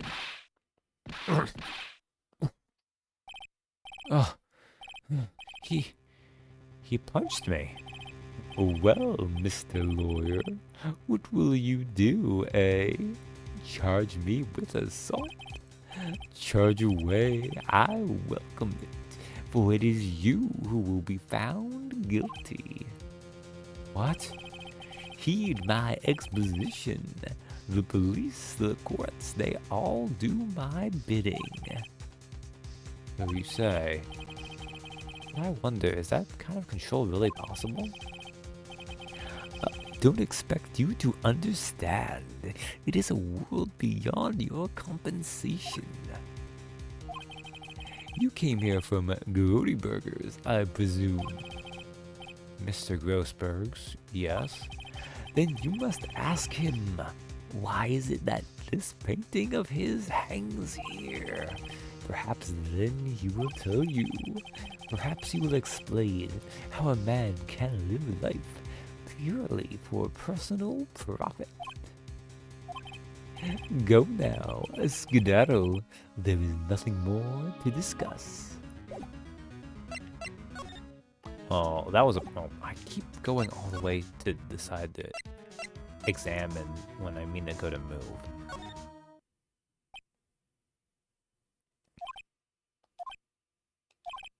Huh? I don't think he's noticed me standing here. Maybe I should clear my throat. Jumping Jehoshaphat. Oh, what's wrong? You looked so pensive, like an old man at the end of his days. I'm not senile yet. I was just thinking about this whole mess. Oh God. Oh, doing Red, White, and Grossberg back to back's gonna hurt my jaw a little. Okay. Something's really bothering him, that much is clear. Oh yeah, this was all we already examined. Oh, except he took the picture. Oh, it's fine, we can probably trade it out. Actually, I probably need to present that to get him to talk, so... Oh wait, no, we have Mr. Wade right here, okay. His trial. So you came to see the trial? Yes, I did. Something was bothering me all last night, you see. Couldn't get a wink of sleep. Really? What was that? Well, you see, it's just Mia's sister, that poor girl. My boy, I owe you my thanks, truly. I don't know what I would have done if things had gone poorly for the girl. I asked before, but why did you refuse a request for defense? I think I have a right to know. All right, Mr. Wright? No, I'm sorry. It's just I need more time to think about it, my boy. He does seem troubled about something. I'm starting to have a feeling I know what it is. So, I paid Blue Corp a visit. Oh, I see. Mr. Grossberg, I have to admit, something has been bothering me. Oh, what is it? Well, out with it, my boy. You see, it's just that big painting, that photo, Mr. White. Why wouldn't you defend Maya? Alright, so these are all gonna lead to it, I guess. I thought it was strange. Here was Maya, your own apprentice's little sister, in desperate need. Accused of killing her own sister, no less, and you wouldn't take the case. Finally realized why. You and Red White are connected. He's your boss, your lover, blackmailing you. I mean, look, different strokes for different folks, but I don't think Grossberg has that bad taste. And Red White definitely strikes me as the kind of douche nozzle that even if he did swing that way, he would probably definitely be more into like the gym bro type body. Clearly he's blackmailing him. Mr. White has something on you, doesn't he? Blackmail?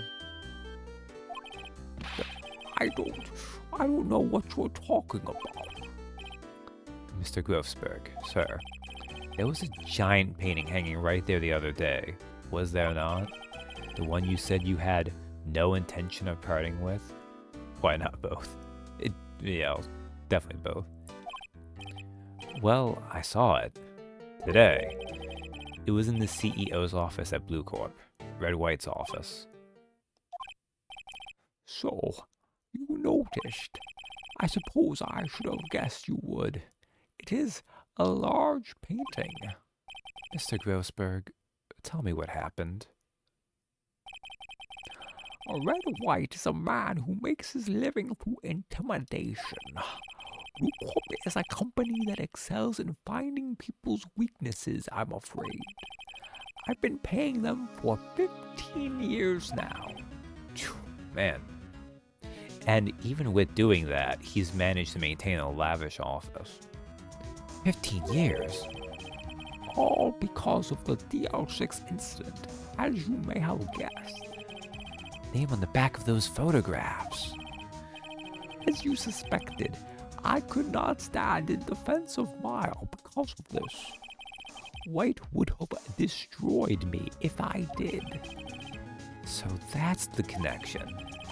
It is hard for me to tell you this, my boy, but arresting Red White will be nigh on impossible. Impossible? Why?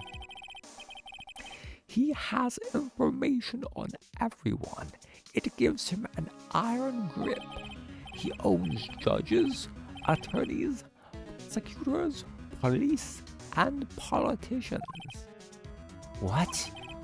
They are bound, able to do harm to themselves, and therefore to him. Don't look at me like that. What you see is nothing more than the weight of many years and too much fast food. DL6 incident. What is the DL6 incident? DL6 is nothing more than the sorting code police gave the case. It was 15 years ago now. I received a request from a medium, a spirit medium. A medium? Her name was Misty Faye. Faye. Okay, so this must be where we got her name's Misty Faye. Indeed, she was Mia's mother. She had been investigating a murder at the bequest of the police, and she failed. As a result, the police called her a fraud. This is what Maya was talking about the other day. I did all I could for her, and in the end cleared her of wrongdoing. That murder case, however, remains unsolved to this day. That case is the DL6 incident. Also, he says 15 years ago, but really what he means is almost 15 years ago. As will be relevant a couple cases from now. Reason for blackmail. I say that as if most people don't already know this anyways, but... Why were you blackmailed over this, Mr. Grossberg? The DL6 incident was top secret at the time. It made sense. Police didn't want people to know they were using a medium. Almost Christmas. Yeah, in fact, that might be one of the moments that... Like, I'm sure a lot of people who see that meme don't know, unless it doesn't stick in their head, but there's probably some people who that's the only Phoenix Wright thing they know. Almost 15 years ago means it wasn't 15 years ago. Ah, damn. You were fast with that, Dill. Good. They couldn't let people know, but one person found out. I told him. You told White? He offered me riches. It is an embarrassment to me now. Because I talked, the police were marked far and wide.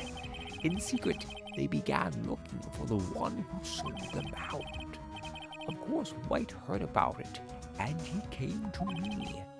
Only this time, the offer was blackmail.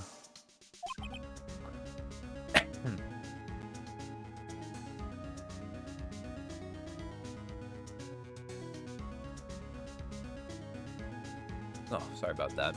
I needed to beverage. I see. White controls the law of this country as he sees fit. Yet if you would still challenge him, have a close look at Mia's office. Mia's office? She followed his every move for years. She may have recorded something of what she found. Can I get the other picture of Mia now? If I show you this? Sorry, sir. I borrowed this. Ah, so it was you, my boy. Who is this man? It's a long story. I'll be needing that back now. He doesn't want to talk about it for some reason. I better give him back this photograph. Photograph returned to Mr. Grossberg. Damn. He won't give us it back, no. Can I actually? No? Okay. Alright, well. We have been told to look at Mia's office, so... It's funny, looking at this room, it seems so normal. Had to imagine a murder took place here. Mr. Grossberg said there would be clues. Maybe I should have another look.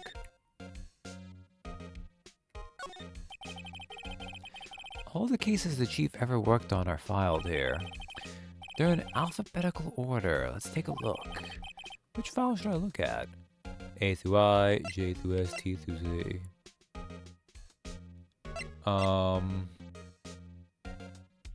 Would it be under R for red, W for white, or D for DL6? There might be one for all of them, honestly. Let's see if there's a record in this file that catches my eye. A, B, F, Misty Faye. That's Mia and Maya's mother. Should I take a look? Oh yeah, hell yeah, read it. I have tarnished the Faye name. leaving only these words, "My mother vanished." I was determined to find the ones who had made my mother blame herself in this way. Using the power that runs in my family, I held an audience with the dead. Finally, the names of two men surfaced. One was Marvin Grossberg, a lawyer who sold my mother's information for riches. The other was the man who sold that information to the press, this parasite who makes his fortune on threats and coercion. His name is... The record stops there. Samia knew Grossberg. All the cases the chief ever worked on are filed there. They're in alphabetical order. Let's take a look. We'll do J through S this time. Let's see. J through S. Nothing much in here. Maybe I'll just skim some of this. Skim. Well, no harm in flipping through a bit, I guess. The biggest part's here at the end in S. Suicide. Ugh. Here's a collection of suicide reports. There's politicians, policemen. There's writing on most of these in pencil. White? This is Mia's handwriting. Wait, I get it. Mia thought he was involved in these suicides. White drove them all to... I can use these newspaper clippings. Let's find the most disturbing one. Newspaper clipping added into the court record. Article about a politician's suicide. The word white is written in pencil at the top.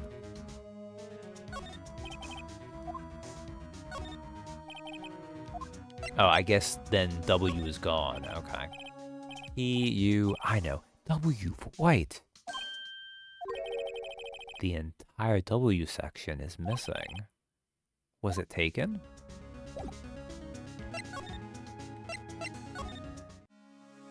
Grossberg, what do you think about this? I found this in Mia's files. Well, so she was investigating Red White, as I expected. Well, if you wanted to challenge him, you could present this in court. Not a bad idea. Alright, well. I'll take the bellboy. Bellboy seems to be out. Huh. The sound of water coming from the shower? La-di-da, money making, I got the money making blues. Someone seems to enjoy washing the showers. Oh, bellboy. The screwdriver is still stuck in the drawer. I better not touch it. I'm telling you what the bellboy would do to me.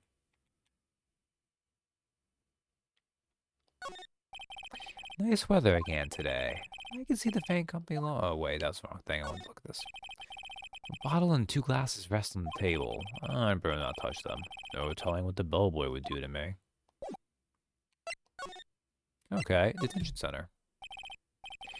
Apparently Miss May is in questioning. I doubt they'll let me talk to her today. I wanted to talk to Mia, but okay. So I guess to progress, we need to talk to Red White. Because he already punched us once, so let's go back to where he punched us. Well, aren't you persistent? Sorry, but there's something I have to ask you. Mr. Lawyer, I really hate having to repeat myself, but it seems the message has not yet penetrated your thick skull. Stop bothering me. If you try my patience further, I fear a nasty accident may occur. Do I make myself clear? Transparent. Oh, we can actually examine again? Really? Statue of a man holding up the world. The blue corpse sign certainly stands out enough. Mouth of the man is, of course, Mr. White. An impressive lineup of trophies. Judges special runner-up, best participation, judges cooperation awards, special good try prize. The awards, judges, and special kind of stand out. he probably strong-armed them into giving him something. This painting was, until yesterday, hanging in Mr. Grossberg's office. Why does White have it now? It's not hard to imagine a few possibilities. Oh, that's the same. I'm guessing this is supposed to be a desk. My, it's quite the thing.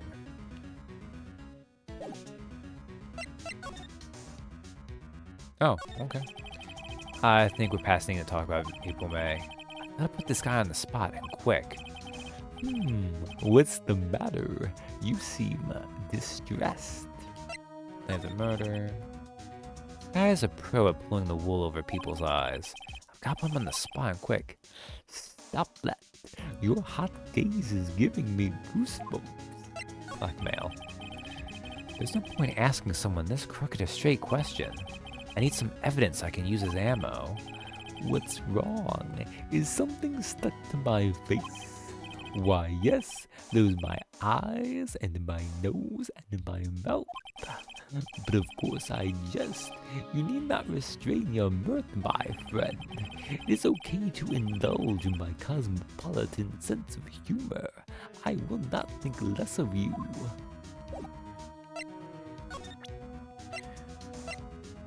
Grossberg told us we should save this for the courtroom. But the game will not let us play Phoenix as less than a dumbass. This is the only clue that Mia left me. I'd better make this one count. Mr. White, see this? It's an article describing the suicide of a politician. He was embezzling secret government funds. Then, one day, word got leaked to the press. The very next day, he took his own life. And this concerns me how? I found this article in Mia's office. Miss Mia. She had a file filled with articles like this. Every one of them was labeled with a single word. White. Mr. White, I know what you did to this politician. Bribed him, you spied him, you blackmailed him. You were blackmailing him. Blackmail? Not just him either. You were threatening and coercing hundreds of others.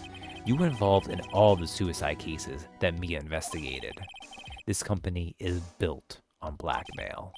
I'm right, aren't I? What a bizarre accusation. Mr. Wrong. What is it that you should be doing now? Investigating me? No, I think not. You should be searching for the one who killed Miss Mia. Secretary's office, hello. Mr. Wrong will be leaving now.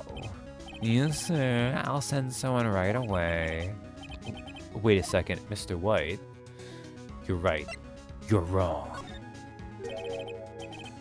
Actually, I think I should have said he's right, because he said we should be investigating the murderer, but you're wrong, Mr. White. Excuse me? I think the point is either one of those. Like, you say he's right, you're the murderer I need to be looking at, you know. A good false choice, I'm sure. What I should be doing now is going after you. Just what are you insinuating? Mia was onto you. She was keeping tabs. For this reason, you had April May tapping her phone. Then, Mia was murdered, and all the documents about you mysteriously disappeared. So, the culprit would be... Even a child could work it out, Mr. White. You did it. Secretary's office. We won't be needing an escort for Mr. Wrong. Instead, please connect me to the public prosecutor's office. Of course, sir. One moment, please. I don't think this is actually Edgeworth. I think this is like his boss. So Wright, that you. What are you doing calling me at a time like this? Hello, Chief Prosecutor. I've changed my mind. I want to testify tomorrow. What's this about? The Mia Fake case. I witnessed the murder, you see, and thus, as a very important witness, I would like to testify. What? Why now? I thought you said you didn't want to go to court. Quietude. I told you I changed my mind, didn't I? Oh, and one other thing. Send the police over here right away. The man is standing right in front of me. He looks dazed, but could be violent. What? What man? Are you even listening? The executioner, the hatched man, the liquidator, the killer man. What? Mr. White, this isn't another one of those. Chief Prosecutor, I do not believe you are in a position to freely offer your opinions to me, correct? I'm telling you to send the police now. Did I not tell you, Mr. Wrong? You are a mere lawyer, as was Miss Mia. Oh, fucking dare you? I'll point the finger at you and you will be tried as Miss Mia's killer. The case is as good as settled. No lawyer of any worth will defend you. I have friends in the local lawyers association, you see. You will be given a lawyer so stupendously inept that they make even you look competent. I feel faint. Detective Gumshoe reporting, sir. Ah, Butts. Harry Butts. Right, actually. Phoenix Wright. My friend's name is Larry. Oh, right. Sorry, pal. Butts was that murderer, right? Detective Gumshoe, I present to you the man who killed Miss Mia Fey. What? Would have been really funny. You can't succeed with it earlier, but if we had lied and said we were the one who wrote Maya, suddenly it would make White look like a genius. Take this despicable human being into custody. Farewell, Mr. Wrong. September 8th, 3:37 p.m. Detention Center. Visitor's Room. Can't believe it's only been a day since the first trial. My trial begins tomorrow. Whit's going to set a trap for me. And the prosecution will be in on it, of course, Edgeworth included. An attorney was assigned to me by the state yesterday. I refused. I had an idea. Right. Mr. Wright. Oh, Maya. Great, they let you out of detention. So, this is one of those things where they didn't flip it, so it looks like she's still in there, but you know, it's close enough. Like, why would they? It would have been unnecessary to draw this again. Like, it gives us the idea anyways. Just now, yes. It's all thanks to you. Ah, now I'm afraid we've switched places. What? You mean you? I explained what had happened to Maya. The prison's art budget was also small. I don't believe it. How many people does that man need to destroy before he's satisfied? My mother, my sister, and now you. This has gone too far. Mr. Wright, please tell me, is there anything I can do? Well, defend me in court, shimmy on in court, help me break out of here. I mean, if you could, I don't want to do that. I'll defend myself, shimmy on in court. Well, you could cheer for me in court. Cheer for you? You mean like a cheerleader? Huh? Yeah, like that? All right, leave it to me. Huh? I better go get a uniform and some pom-poms. Maya, no. They don't have a design of you in a cheerleader outfit. Well, wait. What? I'm kidding. It was a joke. No way. No, really, I was kidding. But thanks. It's good to know you're on my side. And there really isn't anything you can do for me anyway. I can't just sit here and do nothing. I've got to give that man a piece of my mind. Just a piece? Okay. Then, come to the trial tomorrow. Okay, I'll be there. I'll show them a thing or two.